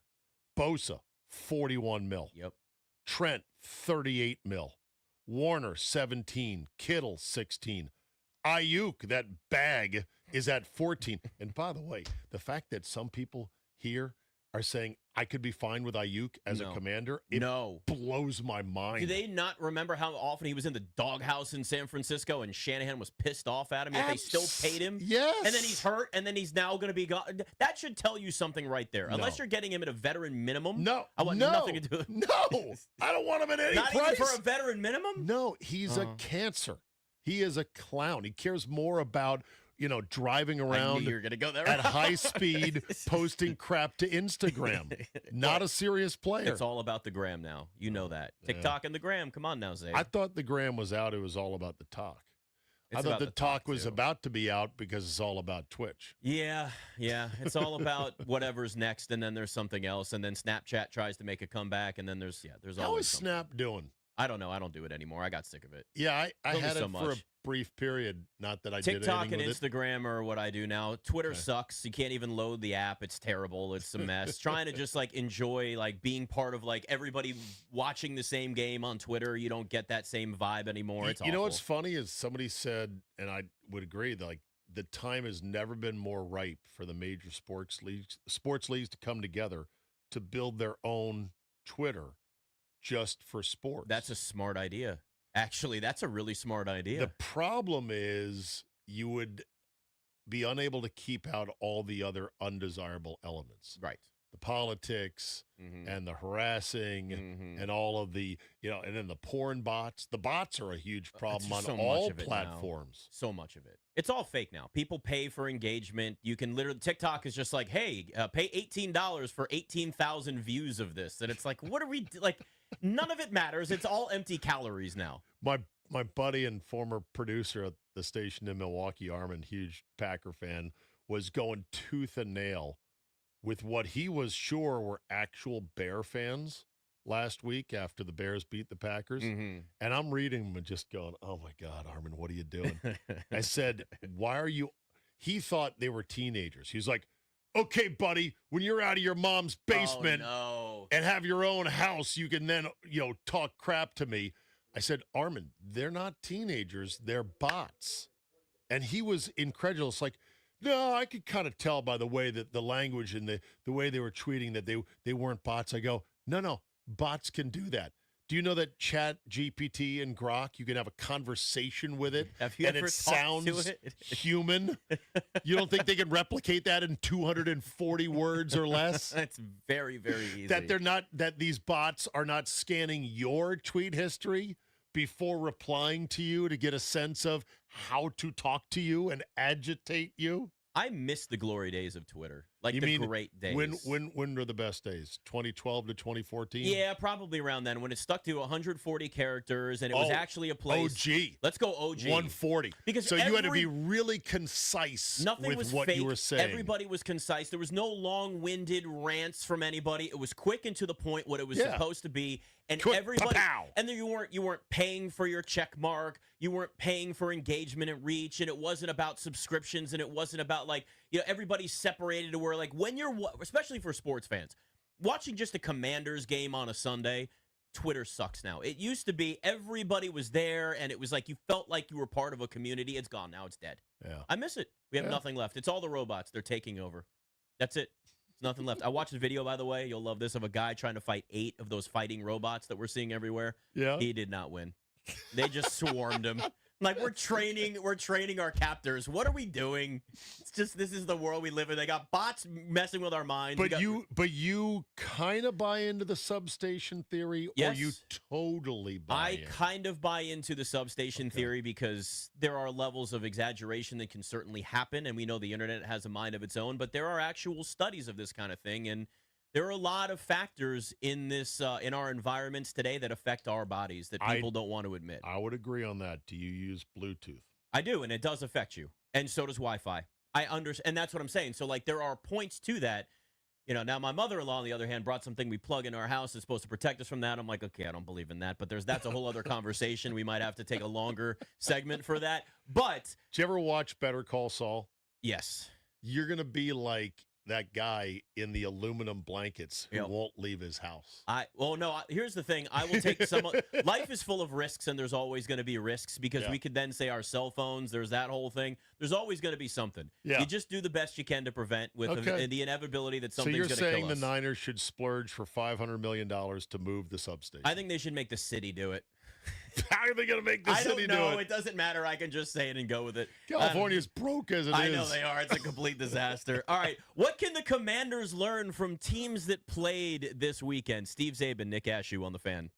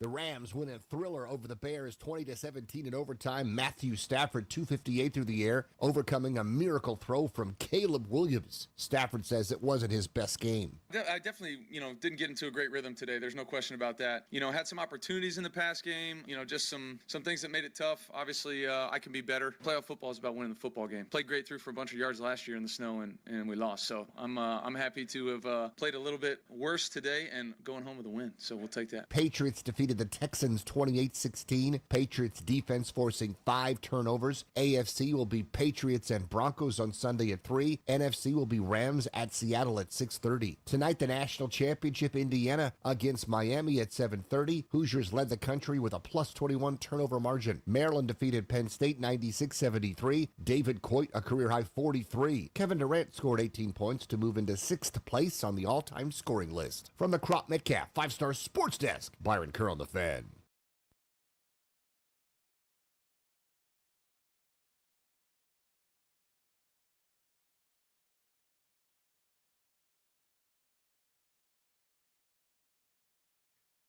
Steve Zabin, Nick Ashooh on the Fan in for the Junkies.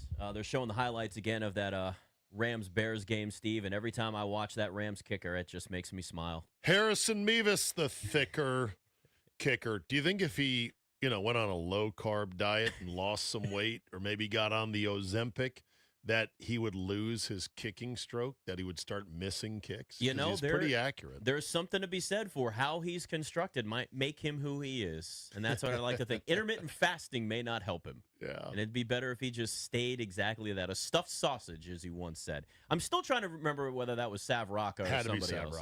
It probably was Sav Rocca. It's one of the funniest things you've ever said, by the way. It still sticks with me today. Thank you. I'm glad that I occupy a small chunk, one bite of hard drive space in Nick Ashooh's brain. It's just me thinking about a grown man stuffed into his football uniform, spreading out the side, and that's the image that I get. So that's what it is.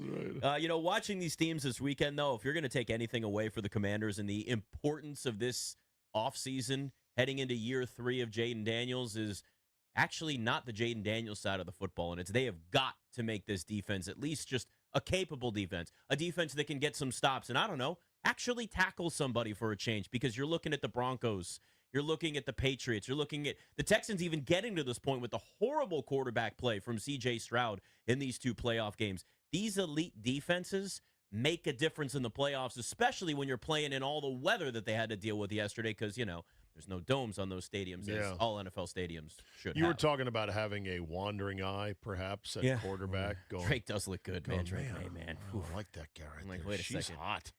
I would love her.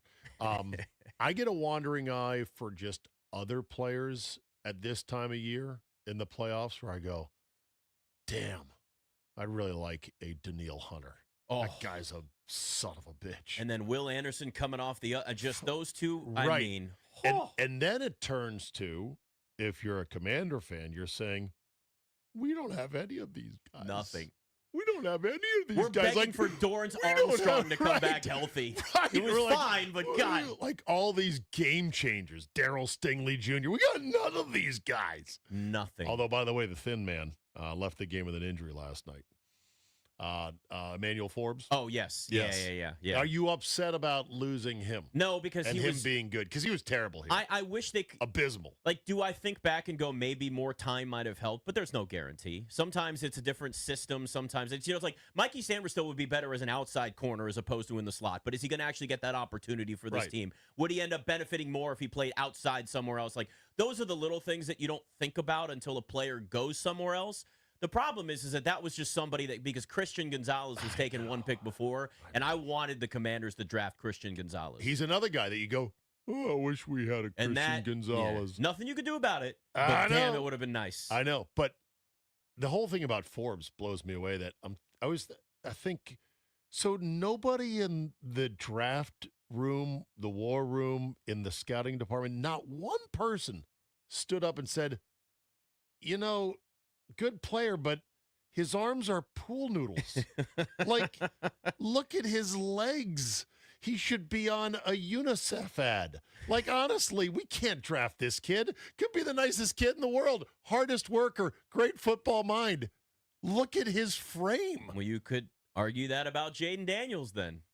You could. Frame has been a conversation. You could, but at least with Jaden Daniels, he has elite traits when it comes to accuracy, running, and reading defenses. So you can build around that. You can overlook that. When it comes to a corner, I just, from the start, when they drafted Forbes, I go, oh, my God, this guy.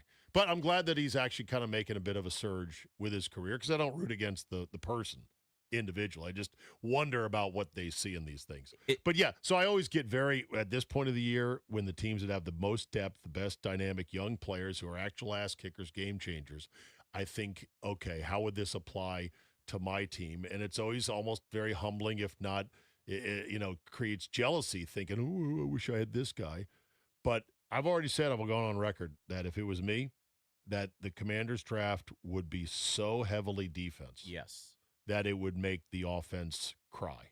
And I hope it's where they're going. They got to figure out defensive coordinator first. That's probably an important start. But, for all the cap space the Commanders have and for the desire, and they know, everybody there knows they need edge rushers. They need a pass rush. Edge and corners. Now, I would say they do have some young talent at corner. I mean, Trey Amos, if he can stay healthy, there's talent there. But can always use more. But safety is another thing, too. And, this may be something where Caleb Downs falls to them at 7, and you're able to get an elite safety potentially there. But again, here's my one thing about the draft versus, whether it's trading or whether it's, getting a guy in free agency. And you have to build a team through both. But you can also still see somebody that's really talented in college. There's no guarantee that they're going to translate to the NFL. Chase Young, and the waste that was when we thought he was going to be the next. We thought Chase Young was going to be Myles Garrett. Chase Young's career is not over. No, but was he that way here? No, and he's fine. I know. In New Orleans, but he's not Myles Garrett. I mean, Agreed. This guy was supposed to be the next great pass rusher. Can't miss. And I thought he had a good head on his shoulders, and then I heard all the reports about, oh, no, he does not have a good head on his shoulders. Yeah. He is lazy, and he drinks too much. Yeah, and you had one move to get around a defense, or an offensive lineman, and that was. You know why he had one move? That's all he needed. Yeah. Because he was such a physical freak at every level below the NFL, that's all he needed. And he rode that one move with a physical, dominant body to where he is now, and then he struggled. And this is part of the dilemma that the Commanders have this offseason is, okay, if you're not able to get somebody at 7, which, there's a chance that you may go Caleb Downs, whatever. There's a lot to still shape out when it comes to the draft. Let's look at free agent pass rushers that are available, some of the top names right now and their age, because everybody's concerned about this team getting younger. It's why I continue to say trade for Max Crosby because he's in his prime. But that's right. I forgot you're a trade for Max Crosby. You trade for Max Crosby, you're out of number 1 picks for at least a couple years. And you know what, though? You're fine with it. You know what you're getting at least with Max Crosby versus the potential with somebody at 7. I understand that, but you're paying for it twice. You're paying for it in money and in draft picks. And you know what? I don't want to pay twice for it. I need it. They have nobody. What's the identity of this defense? Does Trey Hendrickson at 31 years old, bringing him in, making $30 million a year work? Because he's going to want to get paid. Khalil Mack, he's a free agent. He's going to be 35. You've already got Von Miller, so you don't need to go that route if he sticks around. Hassan Reddick's 31. Joey Bosa's 30. I mean, these are some of the top pass rushers that will be on the free agent market, and that's their age. So what you have to do is be able to – it's really going to be about identifying talent. It's going to be the draft, and it's going to be younger guys potentially in free agency that you think can take that next step, like Dorrance Armstrong did coming from Dallas. Obviously, Dan Quinn was familiar with him and seeing what he could do before he got hurt. And Dorrance Armstrong, when healthy, has been good, but that ain't enough for this team. There's no Will Andersons out there right now in free agency. There's no Daniil Hunter like the Texans were able to get in free agency. So they're going to have to figure out how to address this, and they've got to be really aggressive because this defense is an absolute embarrassment for them. Yeah. Von Miller has been pretty good. Yeah. But he didn't make a difference. You could argue, that was a pretty good signing, but it didn't make a difference. That's because half that team couldn't tackle. Listen, I know. That's why I'm a little bit minus, Nick, on buying edge talent. You need young, bendy, ferocious edge talent like Ruben Bain Jr., who you'll see tonight in the championship game. I think he's going to be gone. Are you excited? He will be gone at 4, according to this mock I'm looking at right now of the Tennessee Titans. But that's to me what you should be shopping for. Yes. CBS Sports Mock does have Ohio State safety Caleb Downs as their top pick. If he's there at 7, I think they take him. I mean, David Bailey, the edge out of Texas Tech, is another name that's been thrown around. Keldrick Falk out of Auburn is another one. And, you start going down the list of some of these guys. But then the question is, are you reaching? Can they trade down and get a little bit more in terms of assets? Because remember, they only have 6 draft picks this year versus the 8 or 9, whatever it was last season. So are they going to want to try and add some more assets to it too? I was cleaning out my backpack, and I just jotted this down. I wanted to know where the picks came from. Solid handwriting, by the way, over there. Thank you very much. I appreciate it. That's not even my best. I can lean in harder and do it better. A 5th for Debo, 3 picks for Lattimore, 3rd, 4th, and a 6th. The Lattimore trade was a disaster. They'd got a 5th back, though, so there was a rebate on Lattimore. Right. 3 picks for Lattimore, but a rebate of a 5th. And then Tunsil was 4 picks, a 3rd, a 7th, a 2nd, and a 4th. And then they got a rebate for a 5th. I mean, there's a lot of picks that went out the door for deals that were And Debo though, Tunsil's been great, but Tunsil needs a truck of money now. Yeah, Tunsil's going to be entering the last year of his deal. I don't think Debo Samuel's back because that's going to potentially cost. They're saying $20 million, and for the 5th round pick, he was worth it this year, especially being asked to be a number 1 receiver when he's not. He was versatile, did a lot for them. So we'll see. I think this is a Commanders team that can certainly look at what was done in these playoffs and how these teams were built, and it really did come down to defense. I think a lot of that money is going to be spent on defense. 800-636-1067. What did you see in the teams that played this weekend that tells you that's what the Commanders need? That's what they need to go get. Steve Zabin, Nick Ashooh in for the guys here on The Fan.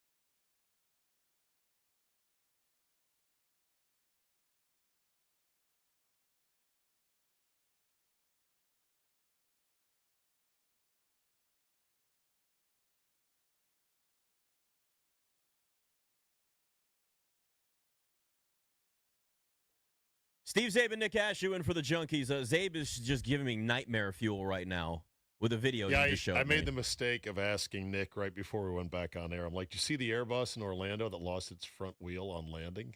And he's like, "No." I don't need to see that. And of course I said, "You want to see it? You watched it. You can't unwatch it." I will not be able to wash my brain out, though I'd like to wash it out with bleach after watching a video like that. Not a fan. Let me tell you something. Flying doesn't bother me. I'm not scared of heights. Flying doesn't bother me. Crashing bothers me. The landing, like a landing mishap is always something that I think about, like that. Because when you actually look at the concept of a plane, I think of how does this always stay balanced when it hits the tarmac? The two most dangerous parts of any flight are the takeoff and the landing. Yeah, and it's once you're in the air, it's generally smooth sailing. Not a fan. Well, not a fan of watching that. We have been on such a run. Don't even say it. Just don't even be that guy. Somebody could be driving to the airport this morning. They don't even want to hear it. Don't even want to hear it. So, we're almost 2 hours and 25 minutes into the show, and we have yet to talk about the call, the fumble, the interception, catch by Cooks up in Denver. That was the talk of the weekend. That had a very similar play last night with Davante Adams. That was ruled exactly the opposite. Because no one knows what a catch is still in the NFL. Exactly. I'll be honest with you, though. I do watching that replay 100 times. What replay? The Cooks replay. Cooks one? The replay of the Cooks catch that turned into an interception. Mm-hmm. To me, it felt like an interception. Like the play was not dead and it was ripped out. Like I don't actually have a ton of venom towards that call. That felt like the right call to me. The problem is once again, just like a strike zone in baseball, there is a lack of consistency on these. I understand these plays, especially bang, bang in the moment, are hard to judge. The problem is we've got a million angles for replay now, and you should be able to get it right, and we're not seeing the consistency across the board. And when something like that happens in that Broncos-Bills game, then it's magnified. So anything that looks close to it, the internet's not going to forget, Zabe. Yeah. It does not forget. To me, that play, if you were to ask me what was it, an interception or a catch, my answer is it's impossible to know. Right. Because nobody has a definition of how long it takes to survive the ground. Is it 1 full second? Is it half a second? Is it 7/10 of a second? Because to me, to my eyes, Cook's got both hands on the ball. Right.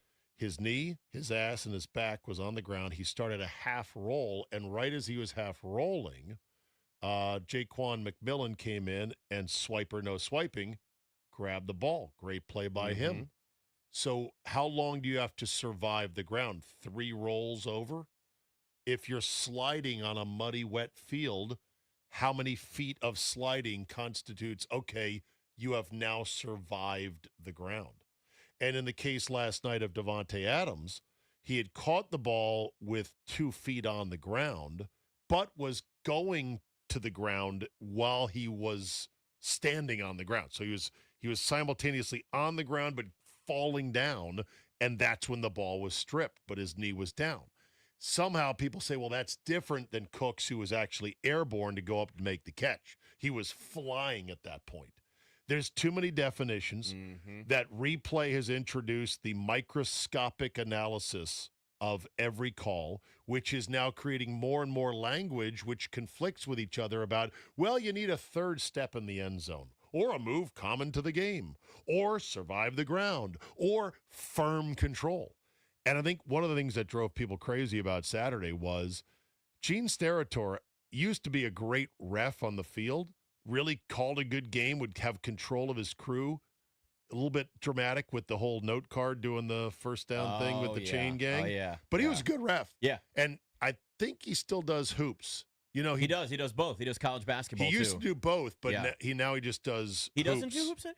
No, he just does hoops. He doesn't do NFL. Yeah. He's on TV in the NFL, but he used to ref the NFL and college hoops. He was good at both. Right. He was like a reffing prodigy. Like his dad did this as well, right? That said, he's worthless. He is tits on a bull worthless in the booth because he never says anything. Brandon Walker, Barstool, had the best tweet. They said, stop asking Gene. He doesn't know bleep about bleep. And that is true. He talks out both sides of his mouth. And this is true of almost every one of the analysts they put in the booth, including some of these jobbers who never wore the lanyard, Nick, on the NFL field, like Russell Yerk. Or what's his name? Is it Russell Yerk, the guy ESPN now pays? Isn't it York? I don't know. I know they've got a guy. They got a guy, but he never reffed. He never reffed. He was always an administrator, like a rules administrator, right. A rules nerd. And these guys, well, Steve, I've watched a lot of film over the years. That's a great call right there. And Terry McAuley, who had this turn recently in which, for NBC, he was being more critical of the calls that were incorrect, especially in that Commander-Bronco game where he said flat out, that's incorrect. That is not intentional grounding. Remember that call? Yep. Yes. Okay. I'm like, all right, Terry McAuley's coming around. Last night, one of the Rams players bumped into a Bears player, and then the Rams player fell down, and the referee throws a 15-yard late hit. It was a total dive. It was inappropriate for that time of the game. And they asked McAuley, he's like, that's a good call. He fell to the ground. I'm like, shut up, McAuley. You stop defending the referees. Well, it's one of those moments, too, where you look and go, did he even see him? Like, after the play, was it intent? It's football.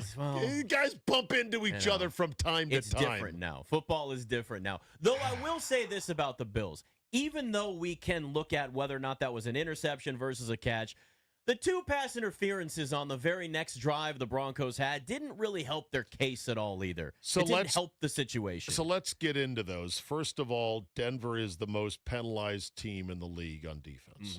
That was known. They got no defensive penalties during the game, or maybe one, I think, accepted defensive penalty. Secondly, they didn't call DPI all game on either team. Right. They were, quote, letting him play. Overtime comes.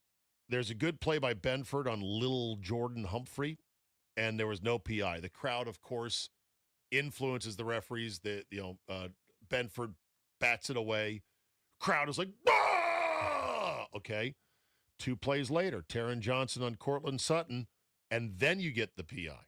Now, there was also roughing on that play on Bosa, who did a dumb thing and knocked over Nix late. So that would have still been a positive gain of 15 yards.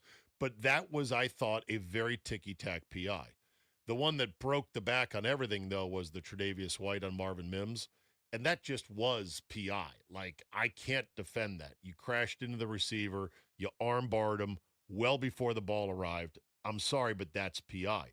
Now, people will then point to the one that was not called on Riley Moss the other way on, I believe, Cooks again in the end zone. Riley Moss is one of the most penalized DBs. Don't pick on him because he's white, but he is. He's one of the most penalized DBs in the league when it comes to PI, and they properly decided, you know what, we're not going to call it here.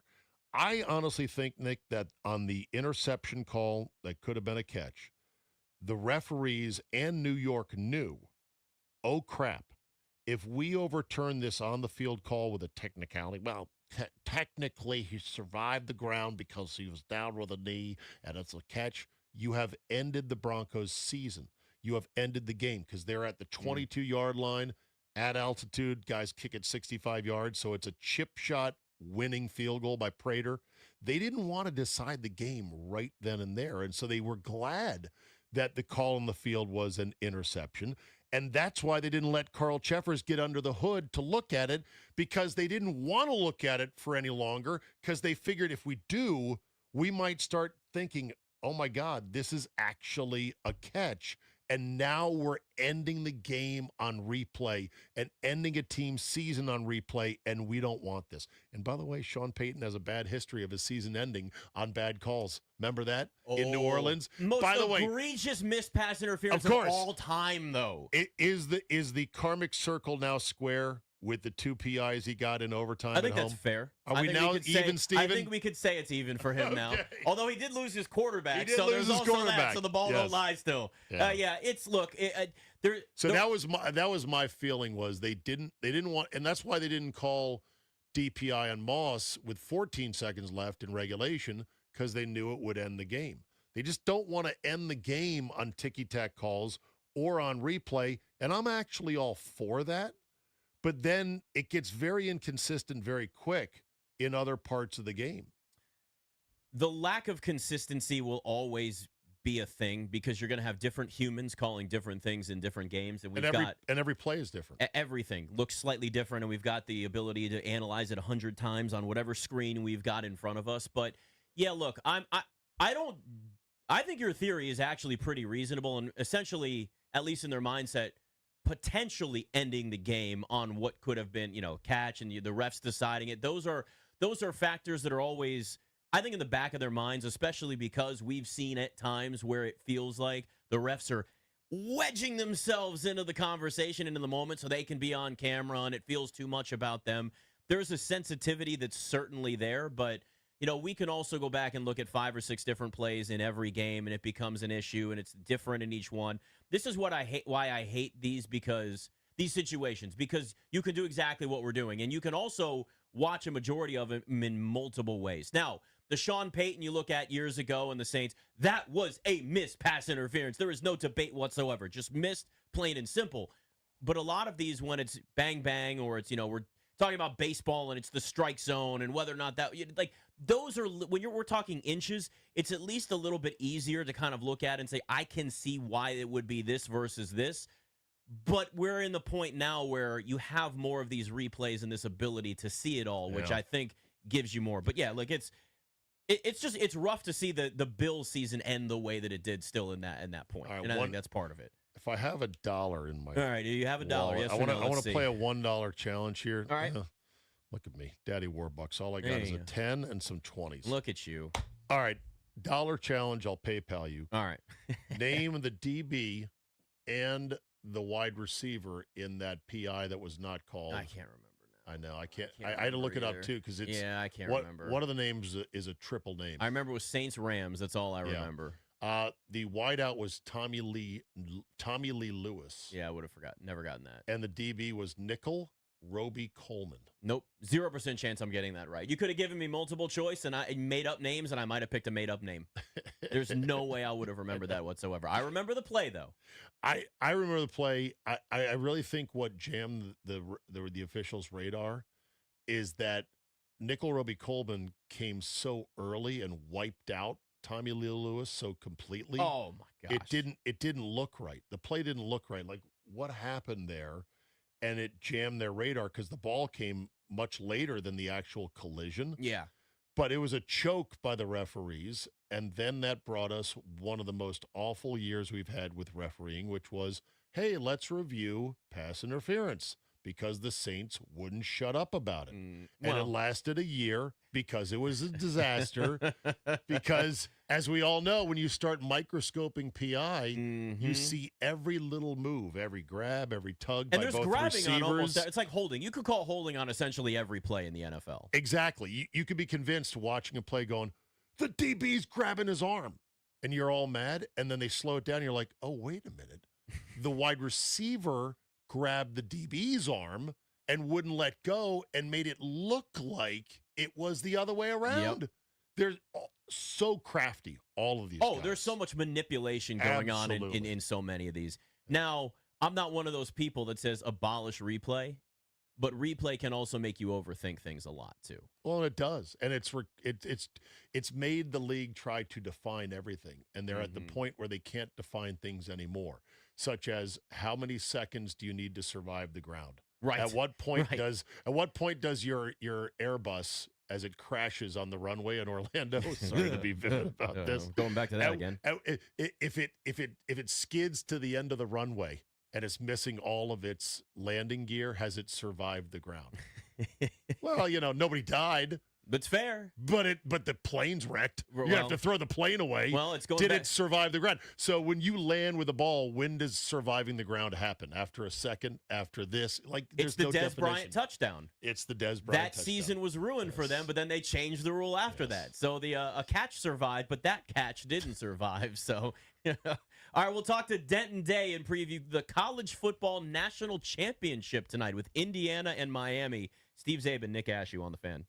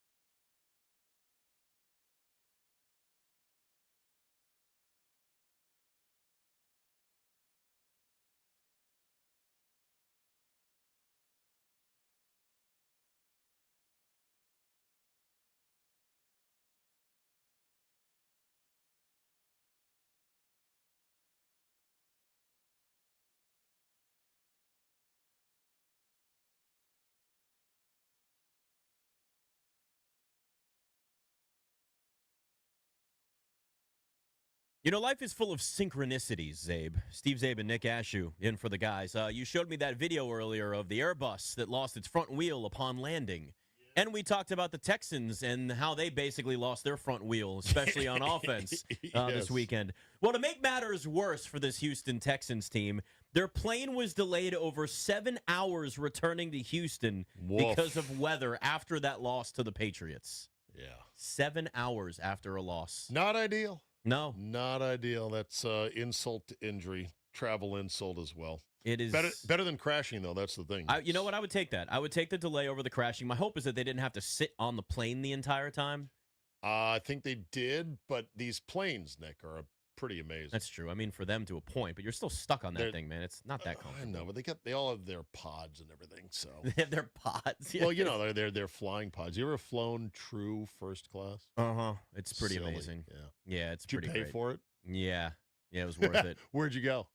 That was our honeymoon, St. Lucia. We did that, and then all of my Super Bowl trips that were on the Odyssey dime all went I up to those back in the day. Yeah. So you bumped up to first class. Odyssey paid for the flight at least. We'll say it was the betting network that no longer exists.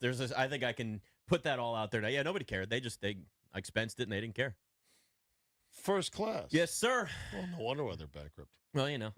No wonder why that network isn't anymore. Don't tee me up right now. I have a lot of things to say.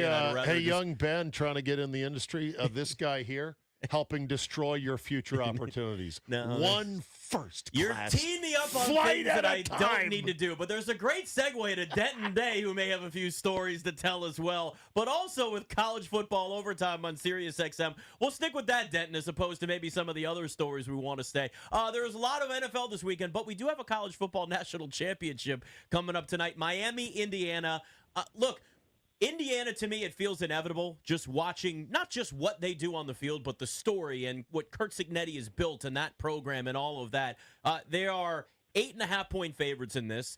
Nobody's really talking about Miami, yet Miami has had a very good season. Are you giving Miami any sort of a shot, Denton? I'm definitely giving them a shot. Now, I did lay initially the 7.5 on the sports book for the betting network that no longer exists. Yes. So I did put a little bit of money in their pocket. Buddy. But, I laid that 7.5. I think Miami will keep it closer than anyone else has kept it with Indiana, though it's not saying much because Alabama didn't stand a chance and Oregon didn't stand a chance. This will be the best offensive line that I think Indiana has faced so far, really this entire season, so it'll be very interesting to see how defensively they handle that kind of matchup and what Mark Fletcher, the running back for Miami, is able to do tonight. Yeah, Fletcher's the dude. Xavier Lucas won't play till the second half because of his targeting penalty. I was thinking about this, and he said, I'm going to come out firing in the second half. I'm like, all right, great, you're going to commit another targeting penalty and be out for next year. But no, I'm thinking, is there any chance that by the half, this game is once again already heavily in Indiana's favor, or are they going to face much tougher sledding than they did against both Oregon and Alabama?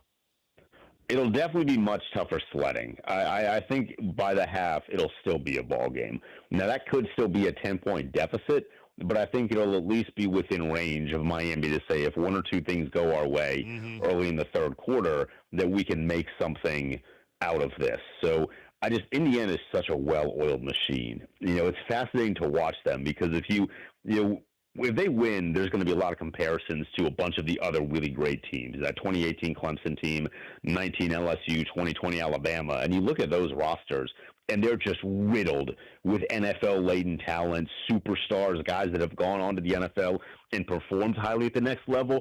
Maybe in 40 years we look back at this Indiana roster and say the same thing. But if I had to guess the answer, that's probably not going to be what's said about this Indiana team. They're just they know what they want to do, and they're really good at playing their roles. It's really interesting to watch. Are you surprised at all at how quickly this program has gotten to this level?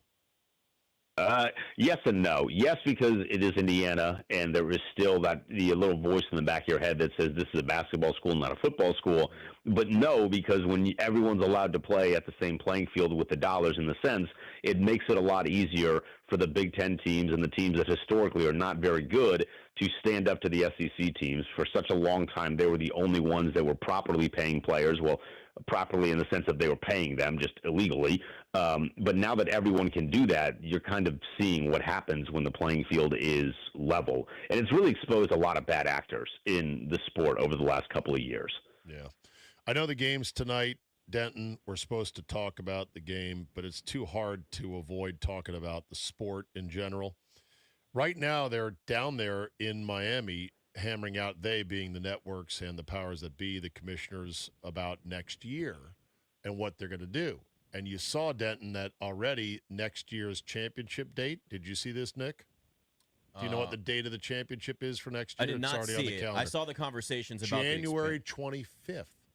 So, in other words, it's floating further back in the month. As though they're adding more games and teams, perhaps. Well, yes, indeed. So, while many of us, Denton, I don't know where you stand on this, are like John Candy or like Steve Martin in Planes, Trains, and Automobiles saying, "You're going the wrong way." The really scary and or depressing thing is they're talking about bumping it up to either 16 or 24. Yep. Your thoughts, Yuck. Denton? Yuck, yuck, yuck. I am not only am I with you on they're going the wrong way, I am at the front of the train waving the flag and saying, please turn this thing around. 8 to me was always the perfect number.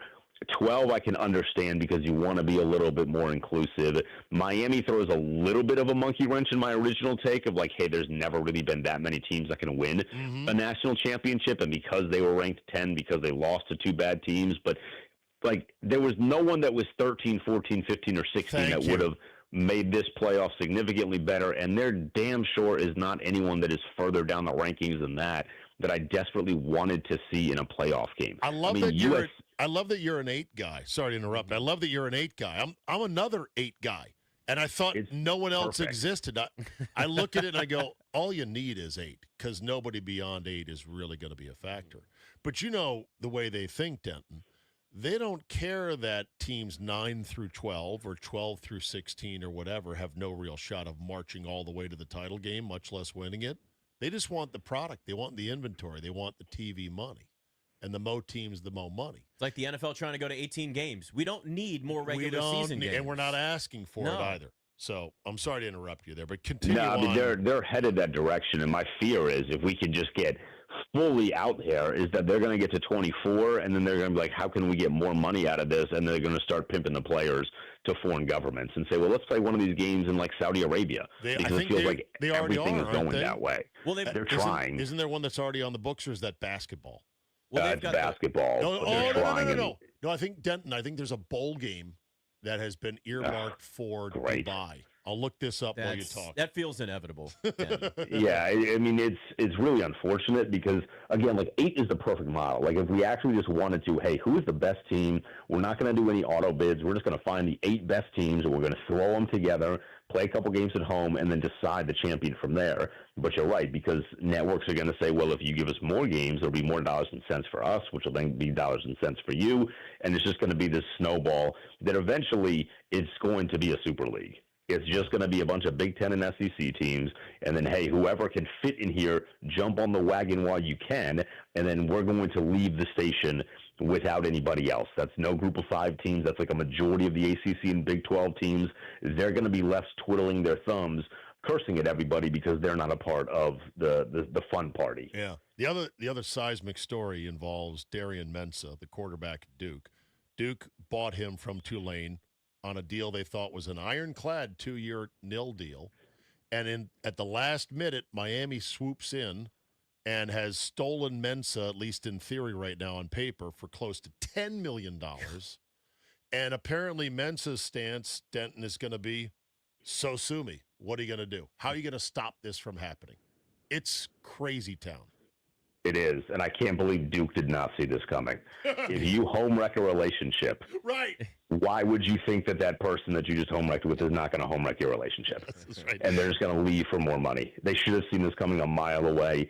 And for whatever reason, the big brains over there at Duke, Harvard of the South, right? They just didn't see this one coming. I can't believe it. Never marry your mistress. Home wreckers will keep wrecking homes. Wake up, playa. It's a rule as old as time. His rule as old as time. Talking to Denton Day here, Steve Zabe and Nick Ashooh in for the Junkies. By the way, I still love college football. I'm excited for tonight's game. I'm super excited, Denton, for the coaches' room, which finally makes its way back. Even though they don't have. I think actually they did say they added Marcus Freeman to the coaches' room tonight. But it's a lot of retired coaches, so Mike Gundy's in there. I love the clicker, the quick rewinds, the subtle little. Yeah, no, you got to pin him down there. That defensive end, he's got to chase on that play. Yeah, no, he's out of position. I love that stuff. I know it's so good, and I wish they did it for more playoff games. I understand why you can't when you have like 4 on a given weekend. It costs but money. I wish they don't want to spend any money. That's the thing. I know. They have all this money. We know they have all this money, and then they're like, we're not going to spend it. We're not going to spend any more money. You know, they were showing highlights a second ago here on ESPN of LSU playing Clemson and going back to that year, and that LSU team, obviously. The LSU super team. God, they were so good, and there was just so much talent. But, you look at this college football playoff, Denton, and one of the big things that stood out to me is there's been more parity and like a lack of a true villain with Alabama or Georgia getting knocked out when they did. And again, that can happen every year. Only one team wins, only 2 teams play in the national championship. But are we at a point now in college football where because of all the NIL and the transfer portal that this is kind of how it's going to look moving forward, where there is a much more smoothed out playing field? Yeah, and maybe it'll balance out to where the SEC teams figure it out a little bit as to why they haven't been in a championship game in 3 years. But more likely than not, this is what we're going to get. Now, that's not to say that every single year a team that was in the dumps is going to surge up to the top and become what effectively is going to be a dynasty, because I can't imagine that Cignetti's going to go anywhere anytime soon, and this Indiana program is going to collapse. He's kind of like the new Bobby Bowden of the era, if you will. But, yeah, you're going to see a lot more teams that you're not used to seeing, but at least we have a villain now. With the stuff that Lane Kiffin did, he now becomes the villain. You have someone you can root against, and he happens to coach at a program that theoretically, if they get it right, they will be in these conversations for years to come. Now, I say that saying, Brian Kelly never got them there, but Lane Kiffin has all the resources too, so at least you'll have a villain in the sport moving forward. The U is back, even though Cristobal doesn't want to say that. If they win tonight, they're so back. And if they win tonight, there needs to be 5 chaperones around Michael Irvin because we don't want him dying tonight. SNL did a skit on him, too. I saw that. He was on Weekend Update. Good. Yeah, even though they'll be back if they win tonight, they still won't be 2001 Hurricanes back. That team went 12-0. They led the nation in point differential at plus 33.2 per game. And they featured Ed Reed, Sean Taylor, Clinton Portis, and Andre Johnson. Sick. Just loaded. And there's a level of swagger on that team that does not exist with the current team. Right. And imagine, Denton, what all those guys would cost in today's NIL. Because it's not like they didn't know these guys would be good pros. You could see their talent leap off the film. I'd be fascinated to see whether a team can be assembled that has that much first-round talent on it.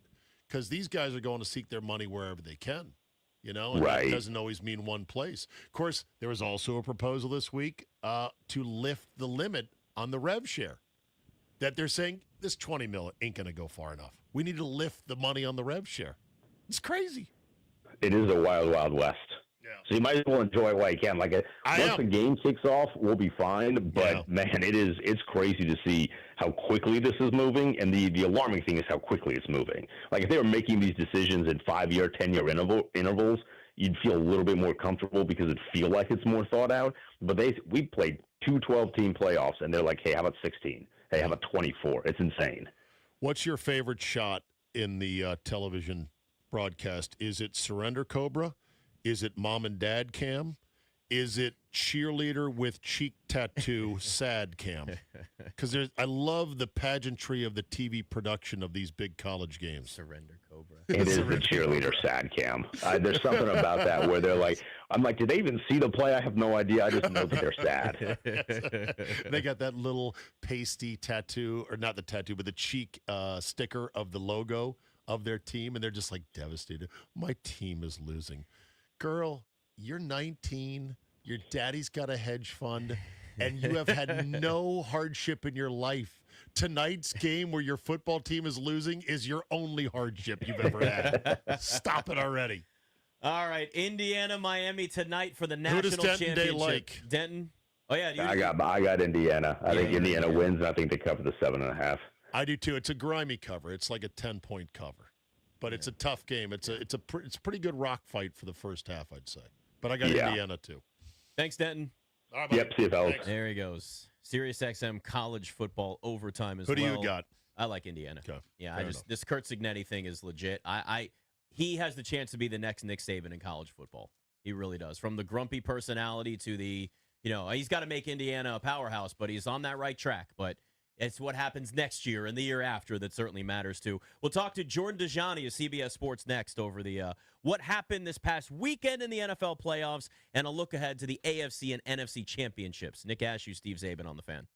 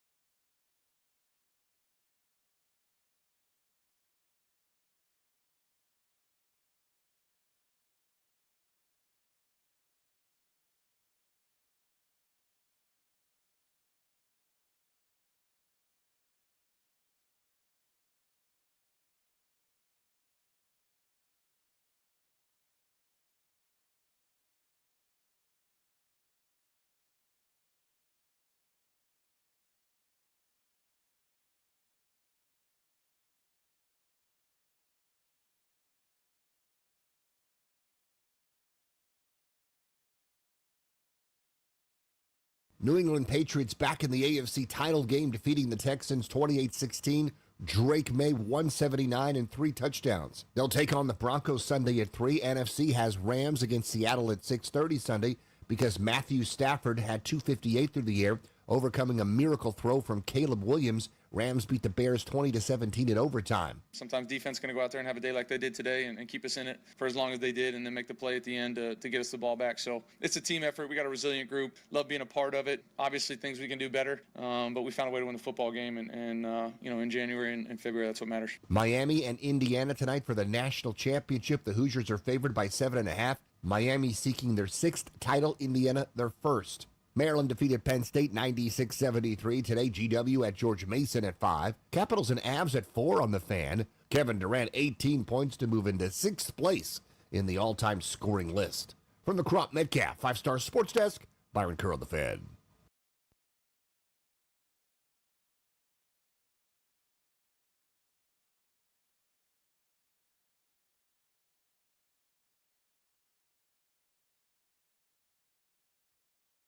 Steve Zabin, Nick Ashooh, in for the Junks on the Fan. Thanks to Denton Day, joined us last hour. I just keep seeing all of these highlights of missed call. Like, it has been the conversation this morning, hasn't it? This is what always happens. But the refs, whether they want to insert themselves in the game or not, it always becomes the thing. Rulebook's too damn thick, by the way. I mean, that's fair. That's fair. And I would love to go to a much rougher sense of officiating. I've said for years, I'm like, why can't the ground cause a fumble? Hold on to it. Oh, it's ridiculous. Yeah, but then you would know. Like, fumbles would be obvious. The ball would be out. So, like on that play last night with Devontae, it'd be a fumble. But nobody wants to have that conversation. Nobody wants to go to that. They want more replay. They want more finite examining. The one thing I take away from it is these actual refs are really effing good. Like on a lot of these sideline toe taps, they're on it. They get it. Like the one pick where the Patriot, they got his knee down, diving for that pick. Unbelievable call. At first I go, nah, he's out. And I'm like, son of a bitch. He was right. He's in. Jordan Dajani, CBS Sports, jumps on with us now. And speaking of that game, I mean, it was an utter disaster for C.J. Stroud. I mean, to the point where you just, like, feel bad for the kid watching going, oh, my, this is one of the worst performances we've ever seen Jordan for a quarterback in that first half with the 4 interceptions. If you had been the head coach of the Texans, would you have kept C.J. Stroud out there for the second half? What's going on, friends? Thanks for having me on the show. Yeah, if you were asking me my main takeaway from the divisional round of the playoffs, my main question is, what kind of blood magic is Mike Vrabel and the New England Patriots utilizing to have the kind of pass they had? The easiest strength of schedule played since 1999. In the wild card round, you get the hapless Chargers and an injured Justin Herbert who had no business being out there. In the divisional round, you have C.J. Stroud who didn't look like he wanted to play NFL quarterback anymore. And who's waiting for you in the conference championship game? Jarrett Stidham. That was my main takeaway. But it was what was going on with the Patriots and the easy path they had. To answer your question, yes, I absolutely would have benched C.J. Stroud for Davis Mills. In fact, I think you can make the argument that through the course of the regular season, when C.J. Stroud exited the lineup due to a concussion, Davis Mills was actually operating the offense more efficiently than C.J. Stroud was the entire season. So I would have made that move with the season on the line. I understand C.J. Stroud is supposed to be your franchise quarterback, but he has not played well over the past couple seasons. He's the first player in NFL history or NFL playoff history to have 5 interceptions and 5 fumbles in a postseason. So I think just history dictates that you probably should have gone to the quarterback that is going to be a little bit more consistent for you with the season on the line. Yeah, it was bad. I was wondering, so if he throws a 5th interception, would that do it? And these coaches, they just get all hung up on, he's our guy, we believe in him. Dude, you're trying to win a game right now. That's all you need to think about. Don't think about next year. Don't think about what's going to be asked in the press conference afterwards. Win the game. You got a starter who's getting shelled. Get him out of the game. But coaches are weird like that. Almost all of them will default to this when it comes down to it. So they got to figure that out. I think the biggest question is, do they put money into that extension, that 5th-year option for C.J. Stroud?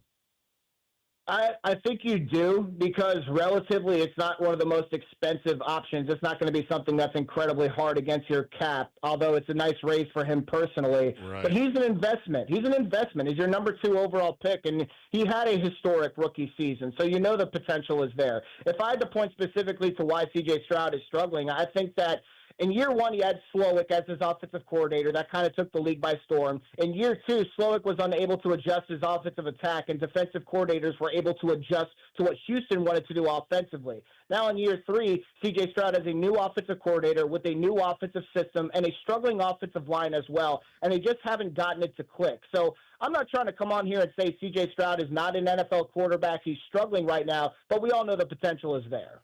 All right. Do you think Stiddy can sling it for a game and make history? Because Sean Payton was backing his guys. You would expect. He said he's going to be ready, so watch out. The numbers say otherwise, both for guys making their first start ever in the playoffs is like a 1-7 proposition in terms of winning games. And I think Stidham's career win-loss is 1-3. He hadn't thrown a pass in 3 years in the league. Do you think Stiddy will have something for these soft road Patriots that come up to Mile High? Sling and Stiddy. I like that. Did you make that up? We should call him that from now on. Yeah, you pointed to it. He's the 7th quarterback in NFL history to make his first start of the season in the playoffs.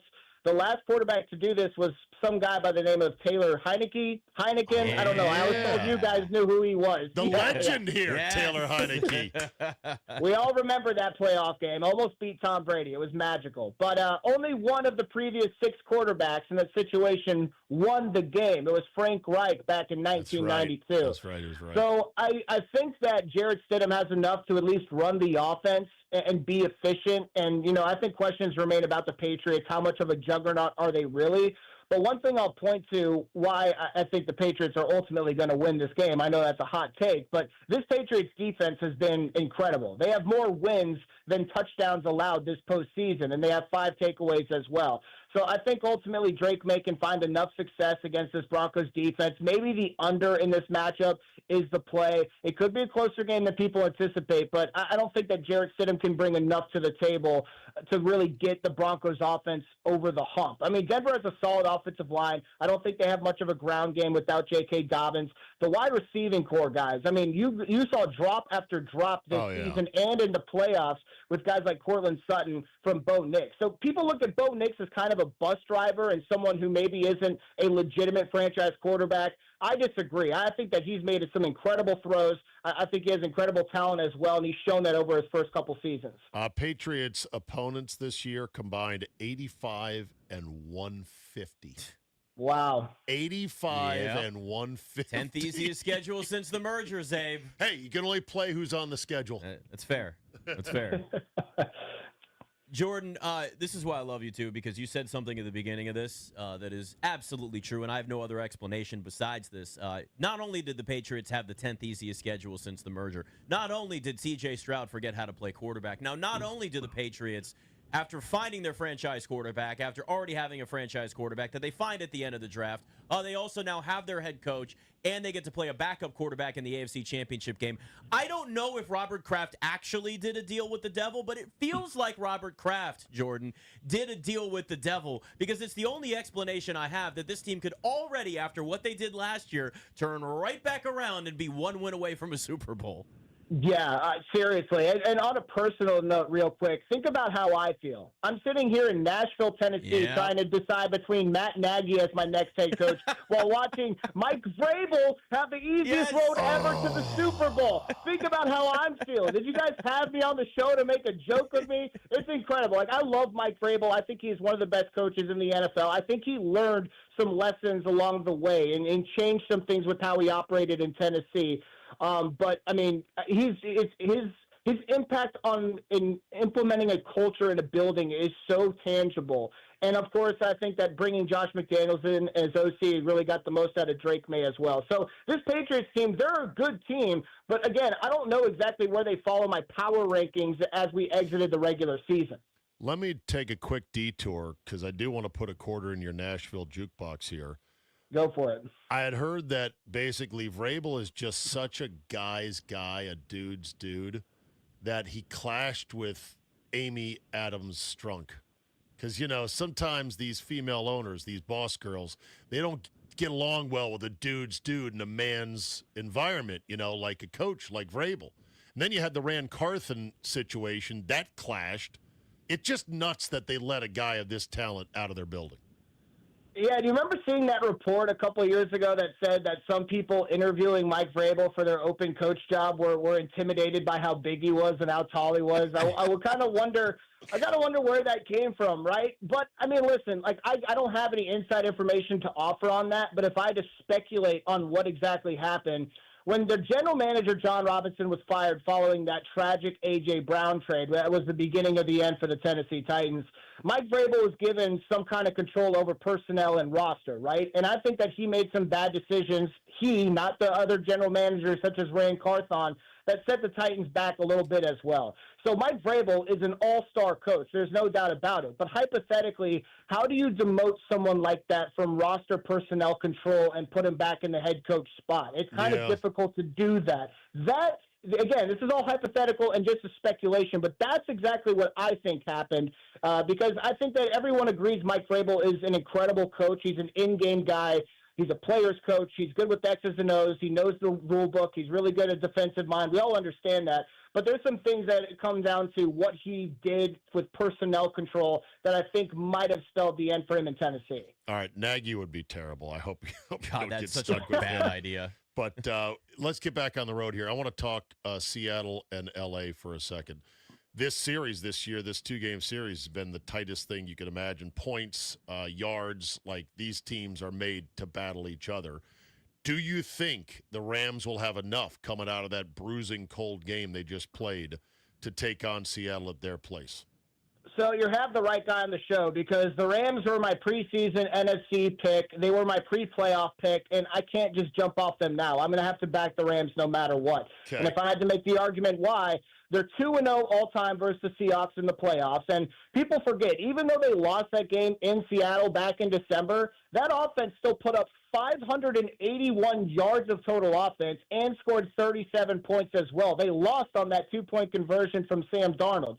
And speaking of Sam Darnold, we all understand the formula for a Seahawks victory is rely on the ground attack with Zach Charbonnet and Kenneth Walker. The defense is going to be the name of the game. We all understand that. And Sam Darnold just has to hit a couple shots to Jackson Smith and Jigba, who's one of the best route runners in the NFL, and take care of the football, okay? It's not on Sam Darnold. He's not the engine that makes this offense or this team go, I should say. And Sam Darnold, he has some demons to exercise against this Rams team because he's played the Rams 3 times over the last year. 2 times in the regular season, of course, and 1 in that disastrous wild card matchup against the when he was a member of the Minnesota Vikings. In those 3 games, he's had 3 total touchdowns compared to 8 turnovers, a 67.5 passer rating, and he's been sacked 13 times as well. So Sean McVay and Chris Shula, they know Sam Darnold. They know how to game plan for this guy, and they need to create some turnovers from that quarterback. So I know it's going to be a close game, and this Seahawks defense is undoubtedly the best in the NFC, but if there's someone that can overcome that, I'm leaning towards Matthew Stafford, Puka Nacua, Kyron Williams, Devontae Adams. I'm getting out of breath running through all these weapons, and the offensive mind that is Sean McVay. Jordan Dajani, CBS Sports. Always love talking to you, buddy. Thanks for coming on. You guys are the best. Appreciate it. I love Jordan. Always. Yeah. And right to the point with the Patriots. They clearly did a deal with the devil. That's the only explanation I have. That's what it is. Maybe the Commanders need to do a deal with the devil. We'll ask Ben Standig what that deal would look like next. Here, Steve Zabin, Nick Ashooh on the Fan.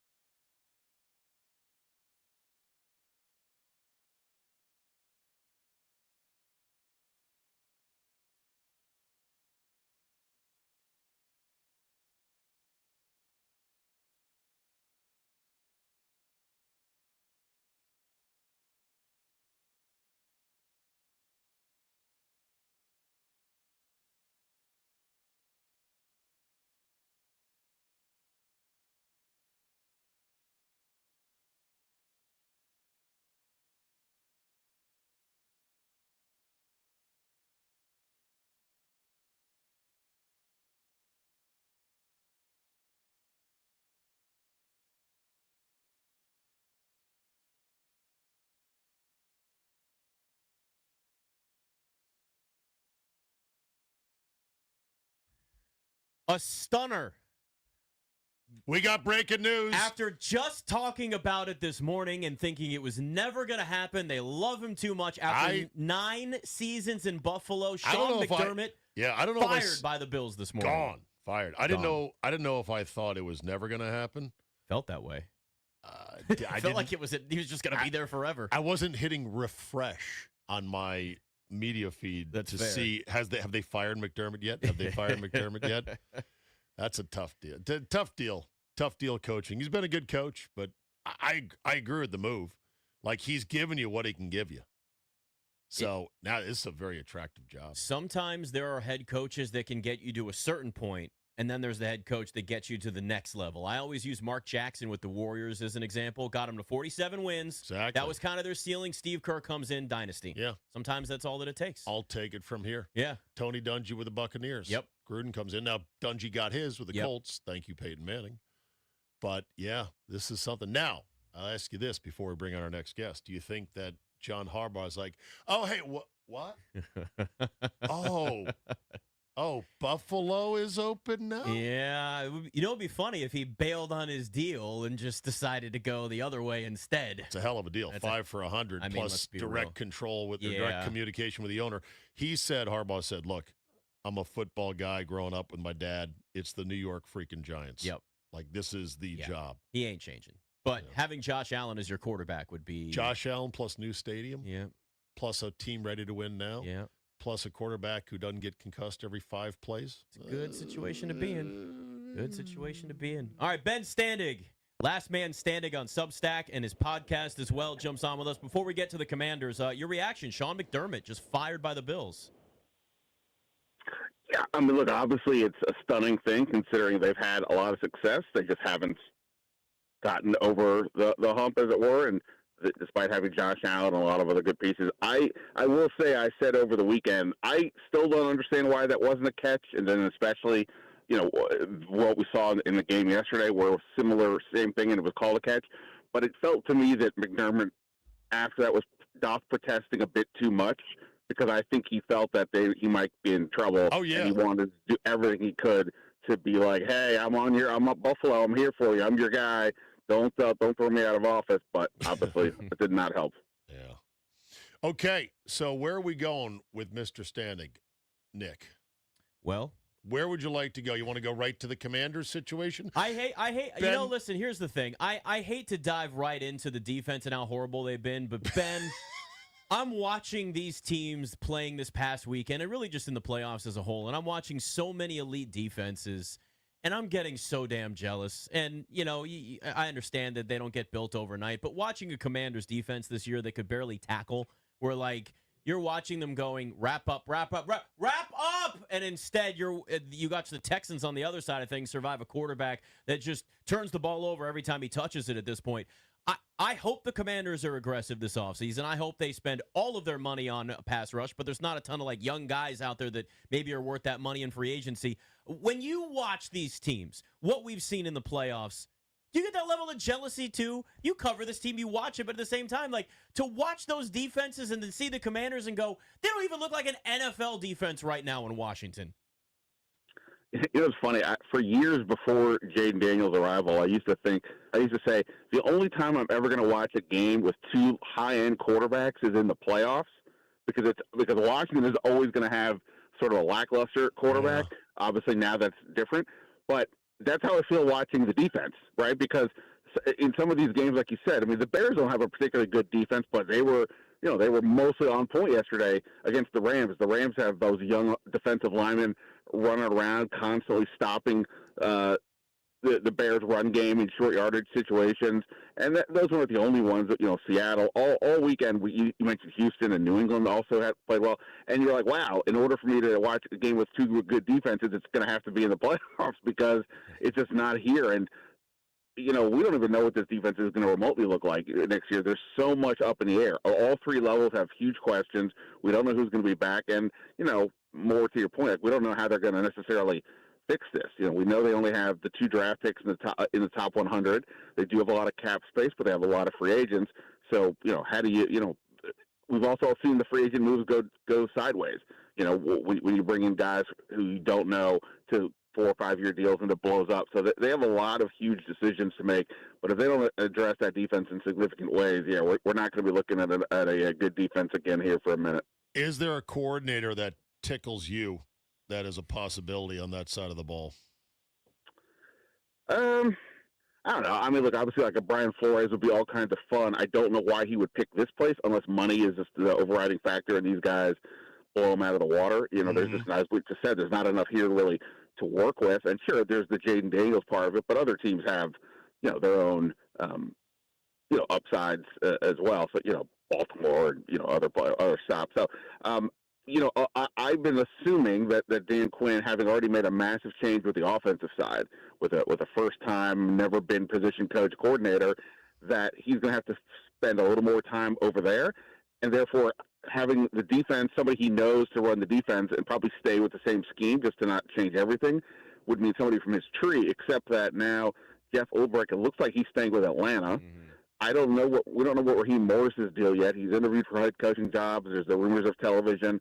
And then after that, you know, it's hard to say. So I don't know. I also like Jim Schwartz of Cleveland. He'd be cool, but it looks like he's probably staying too.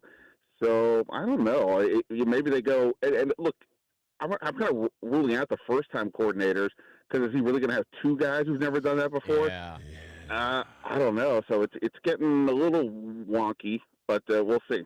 You know, especially, too, with a defense that needs a million things. It's one thing to go with an offensive coordinator that you kind of see as a rising star with an offense that's a little bit more talented. The defense just needs so much that you're a first-time defensive coordinator scares the hell out of me. Ben, I know you're a big mock draft guy, obviously very, very good when it comes to predicting the future in the NFL draft. The Commanders sit at 7. Look, we know edge rushers a massive it's a huge need for them, and you can never have enough. I would love Ruben Bain to follow them at 7. I doubt that's going to happen given who's in front of them. Where do you see the Commanders? I know now we got a lot of time to go, and there's workouts and all kinds of things that could change. But with the Commanders currently sitting at 7, do you think that they will maybe go for somebody like even a David Bailey out of Texas Tech if you're looking into edge rusher? Or I see Caleb Downs linked to them a lot, and that's obviously safety. It's not edge rusher. Is this going to be one of those things where it's best guy on the board or just position of need the most? Well, I mean, if it's the defense, I almost don't care where the person plays to a degree. You know, any of the 3 levels could potentially work. You know, this does look like a pretty front-loaded or top-loaded defensive edge group, right? So you mentioned Bain and Bailey are a couple of guys. They should be in a pretty decent position to get a notable defensive lineman or edge rusher at 7 if you know, regardless of what they do in free agency. To me, forget the schematic aspect of it. They just have nobody on defense that the other team has to really like focus on, right? They don't have one guy where the defense has to or the offense has to sort of tilt their thinking, their blocking, their whatever, because this guy is on the field. And whoever they think that guy is, I'm kind of almost at the point where I don't mind. Like, in talking to people around the league who cover, you know, scouts, things like that, you know, Caleb Downs constantly comes up as like the best player in the draft, but he's a safety. That's not a position where teams typically draft inside the top 10. You know, Kyle Hamilton a few years ago fell to 13. But if Caleb Downs is all that, if Washington believes, you know, whether they think he's Kyle Hamilton specifically or just he's a guy that like this is going to be one of the elite safeties in this league, I'd be fine taking him there. I mean, look, trade down a couple picks, still get him, sure. But like, if they think he's a difference maker, I'd be fine with that because they just need somebody on defense at a minimum. Ideally a pass rusher, but somebody on defense that the other side has to be wary of at all times. All right, 3 big Adam Peters imports, Tunsil, Lattimore, and Debo. I think one is a for sure yes, one is an easy exit. The other one's 50-50. Tunsil's the guy you go, pay him. I think Lattimore, you go, we're exiting. It's the Debo one that could go 50-50. Am I reading it the way you're reading it? Yeah, I think that's exactly right. I mean, Lattimore's a pretty simple one. I mean, tough break for him. He's dealing with the ACL, but the contract is such that there's no dead cap issues for them. So moving on, you know, plus it just hasn't worked out, unfortunately. So moving on for him seems pretty simple. Tunsil, not only do you have to pay him because it's, you know, you got to keep after making the trade, but Adam Peters basically said he should be basically the best tackle in the league. So I'm sure Tunsil's agent, who is himself, That's right. He is representing himself. Yeah. So I'm sure he, dog-eared that comment, and he'll be using that one. Look, Debo, it was an unfortunate deal in that because of the injuries to Terry McLaurin and Noah Brown, they never really got to use Debo the way they wanted to in full. He, I thought, was the best player probably in training camp this summer. And the first 4 or 5 games, right, he was pretty, really good. That Chargers game, he and Bill, they pulled the upset there, on the road, and he was a huge part of it. But ultimately, to me, because he's just not an outside receiver, and he's a guy you can use here, there, and everywhere, he's more of a gadget than he is a staple. Yeah. And they need a staple. That they need, if you're like, let's just say he's going to be a $15 million receiver, give or take. If you're going to, whatever he's going to cost, I'd rather spend that money on an outside guy. And not saying slot is not important, but like you do have Jalen Lane, maybe you can find somebody else. If you want to have them, if you decide you want to have, somehow you find some cheaper young receiver out there in the marketplace, okay, we can have that conversation. Even at 7, it's possible receiver is the pick, but you wouldn't know that at the time you're making the Debo call. So to me, I would go in another direction. But, look, he's a guy that Adam Peters specifically brought in because he knew him. It's not like Debo was bad this year or anything. It's just, like I said, we saw the limit. There's a lot to like about his versatility, but you saw the limitations when when the other guys were out. And I think they have to get someone on the other outside, opposite Terry, to really kind of not only be able to make plays down the field, but take some pressure off Terry in the deep part of the offense. My non-expert couch eyes just doesn't see the explosiveness of what was peak Debo. And for peak Debo, I bought all the figurines. I was a complete fanatic. I love the guy. I just don't think he looks quite as slim or dynamic as he once did. So it's tough to put money into that, if you ask me.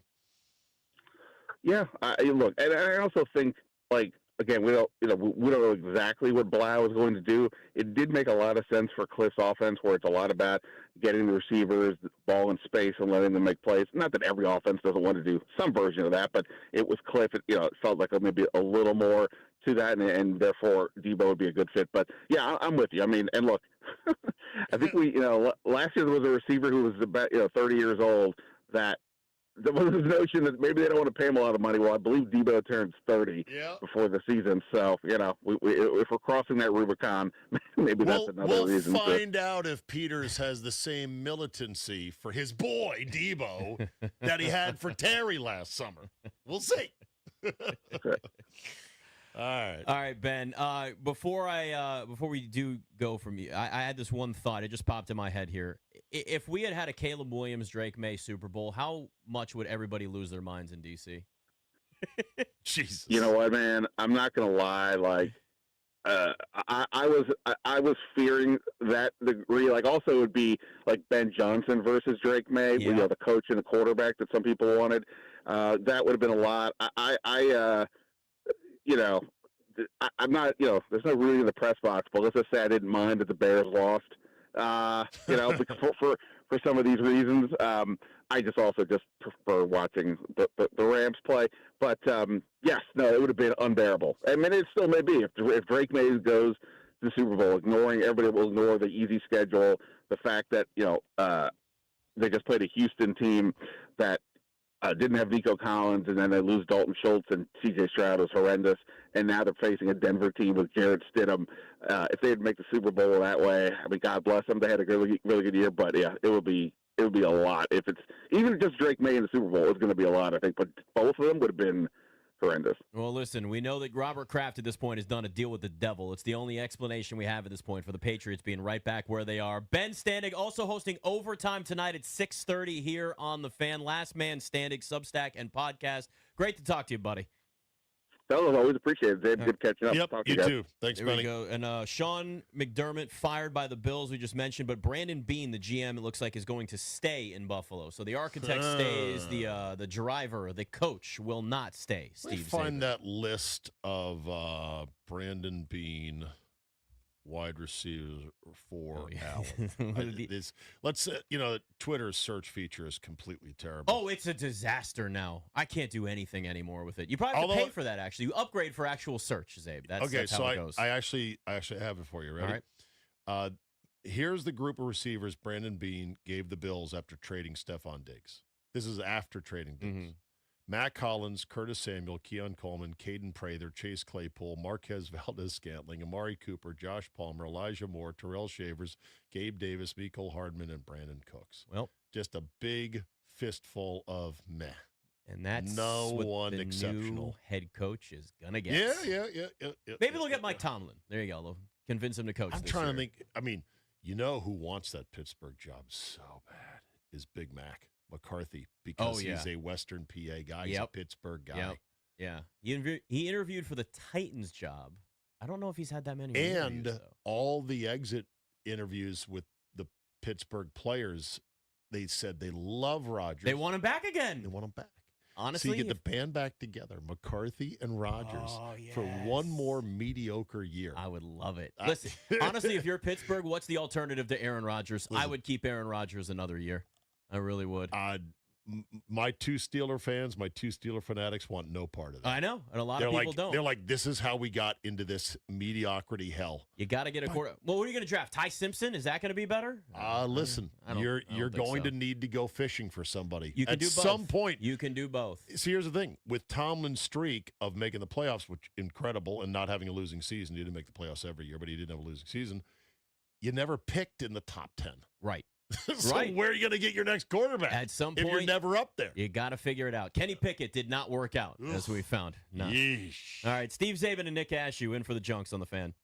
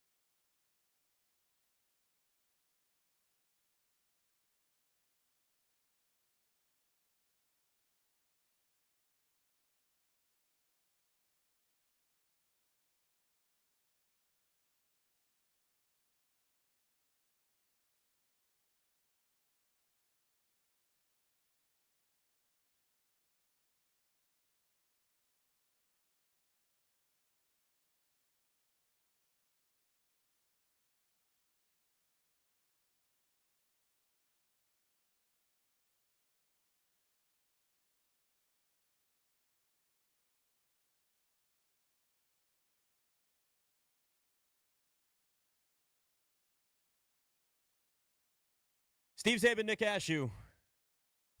Sean McDermott out for the Bills. Fired this morning after the refs screwed him out of a job. Clearly, Zabe. I want to clear something up as well. Okay. I got nothing against Sean McDermott. I think he's a solid dude. And poor guy got screwed by the referees in back-to-back years on the same basic play. Against the Chiefs, it went for the Chiefs, and then the same basic play went against him in Denver. So he's a good dude, solid coach, took him as far as they could, but there was definitely something missing. I called him a 9/11 truther. He's not a 9/11 truther. He made comments talking about how on 9/11 there was good teamwork and coordination.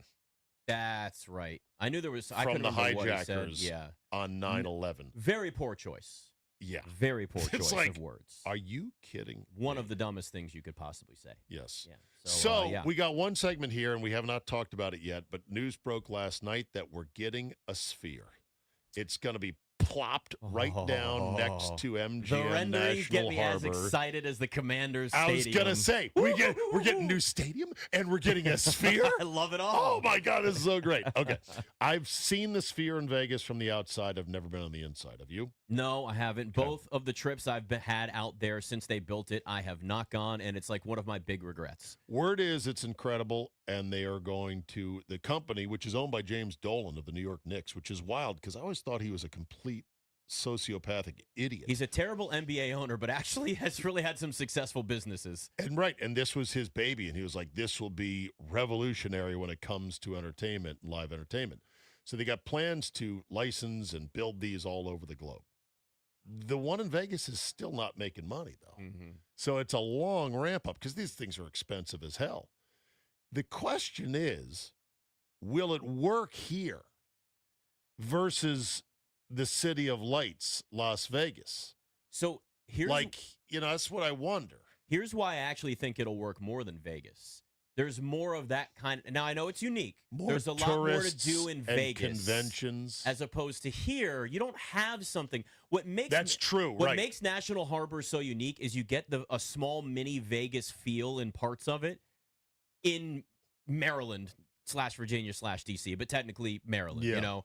You go to the Gaylord and you've got that hotel, you've got the MGM that's there, and you've got just all of this stuff that makes you feel like you're in Vegas, but you're not. So what they're doing there is they're capitalizing on that feeling by adding just a little taste of Vegas added to it. I think it's going to work out well because in Vegas, listen, as somebody that, again, I've been there multiple times since the Sphere has been there and I have not been there. There's a lot to do in Vegas. I know. You get distracted very quickly. And those shows also sell out really fast still, even though it's not making money. I know some of those really do sell out. True. I think it'll do well here. I think it'll do well I think it will do well as well because we have a DMA of 5.6 million people, whereas Vegas is like 1.4 or something like that. Right. So there's a ton of people to come in and tourists. And in the summer, it's hot as balls. You're going to want to get in the air conditioning. Right. So let's go to the Sphere. I like the aesthetics of cities and the buildings and certainly our monuments and the look of things. And I hate Ferris wheels. When they built the Ferris wheel down there, I'm like, ugh, what an eyesore. I looked at it like a trampoline in someone's backyard in your neighborhood. I can't stand it. In London, they have what they call the Big Eye, which is their Ferris wheel. Yep. I hate that too. It's so tacky. And so a Sphere to me is like a neon beer sign in D.C. with our monuments and an otherwise oak paneled office with nice woodwork and understated tones. It's going to look weird. And the other question I have is, Sphere, huh? How does that work when there's 4 inches of snow on it? How does it work when it gets rained on all the time? Is it going to be heated, perhaps? Can they melt the snow off? Well, there's that. And then there's also, how are all those little LED panels going to do in, 93 degrees temp and then well, 90, Vegas, it can handle the heat, obviously. But also combined, though, with 90% humidity. Like, from a technical standpoint, the Sphere has been built to live in a dry, warm, hot climate in the summer, but is it warm. that specific Sphere? Like, can they? Will Could they be have Sphere to alter? 2.0? Is this Sphere 2.0 more I don't know. the climate? I don't know. And they're testing the more extreme temperatures, like an outdoor TV. You know, an outdoor TV one that's truly made for outdoors can handle more of those extreme temperatures. So maybe this is. You know, they've advanced it a little bit. There's a special clear coat on the outside of it. Imagine them selling us the Sphere going, now, do you want the clear coat with this? How much is it? Oh, another $500 million. We can do without it. No, you get oxidation on that Sphere. You're not going to like it. You got to get the clear coat. And when the ice stays too long and then it expands, it can get in some of the crevices between hell them. yeah. And what if we get a huge snowstorm? Well, look at this morning. I'm scraping off my car for what felt like 30 minutes. Right, okay. So, yeah, imagine that on the Sphere. I guess somebody's up there with the scraper. They hire guys like window guys, but they got scrapers scraping off this. But the other thing about it is, at the end of the day, once it's built and people are used to the novelty, it's still about the acts that you can book inside of it. And, you know, it's a tough game booking the best acts. They're very expensive. There's a lot of venues around the country and around the world that want to book them. Mm-hmm. In Vegas, you're able to get residencies of certain big acts. They're like, okay, you want us to do 40 shows at the Sphere? Good, I'm in. Pay me a pile of money to do it. Yeah. They'll do that there. Who's going to do a residency here to fill up the dates? It is a great question. There's only so many Planet Earths, and there's only so many Wizard of Oz's that are indoor movies on the Sphere, which I hear are spectacular, mind you. But at some point, the novelty might kind of wear off. I don't know. We'll see. Bunch of DJs, you know, I don't EDM DJs. That's you know, at least when I was in my 20s. Oh, that's Wait for the beat to drop. Let's go.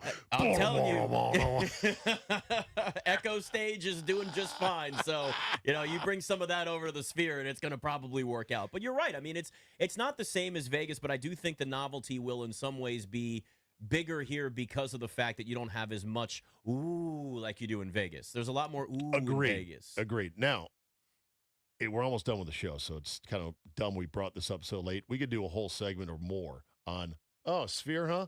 What we really need around here is blank. Like, what would you say instead of a Sphere, I'd rather have this? Well, we talked about at the beginning of the show, Zabe, traffic circles. Screw these stoplights in front of our building that don't work properly. But that's more practical. I would like to have a regular PGA Tour stop again. I want to have that once a year. Congressional, having that. What about would you rather have a auto racing track somewhere in the burbs that we could have a NASCAR race? I would rather have the Super Bowl. Okay, Once we get the new stadium, we're likely going to get that. We're getting that. Yeah. You're not doming that thing up to not get a Super Bowl. Exactly. So, but you're right. So, yeah, like an F1 race would be badass, but like where would they do it? I don't know. From a facility standpoint, like what big structure or thing or attraction would we need or want? I mean, we're a world-class city, a big region. But there's a lot of limitations. So you also got to think what would even be possible, right? Because DC has its rules. Again, the big thing was a football stadium, and that's now we know we're on that stretch. Can I get you on record as to what you think of the rendering so far? Oh, I like them. It's very DC. Do you like it or love it? Good way. Knock on wood if you're with me.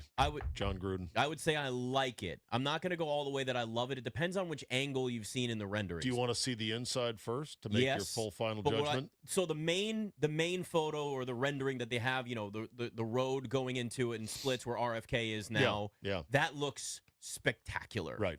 Some of the other renderings look more just like a building you'd see in DC, which I actually do think was the right choice because it has RFK. It fits the decor. It fits the decor. It has there's a hint to RFK, an ode to RFK. Yes, an homage. I kind of wanted the moat. I'm not going to lie to you. Moat X Field. I mean, think about the things that we could do with that. You know, we're missing some tailgating, but if you could add the moat and people are in the wave pool. No, not a moat guy. No, because no moat for you. Because the moat, would be filled with syringes, dead bodies. That's probably true. E. coli. It would have kids and babies falling into it. We really had dopes that designed this and thought a moat was a good idea. Like I say this being a smartass, there were people that actually thought this would be a great idea. Well, the people are. The firm was called. They're called Bjark Ingels firm, and they go by BIG or the Bjark Ingels Group of stadium design.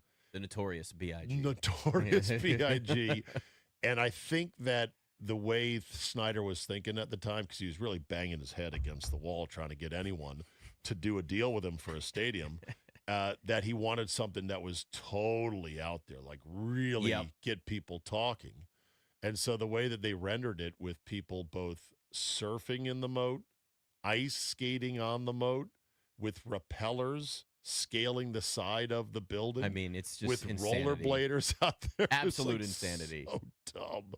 And a physical model exists of Modex Field because they took a picture of the physical model that the architecture firm made.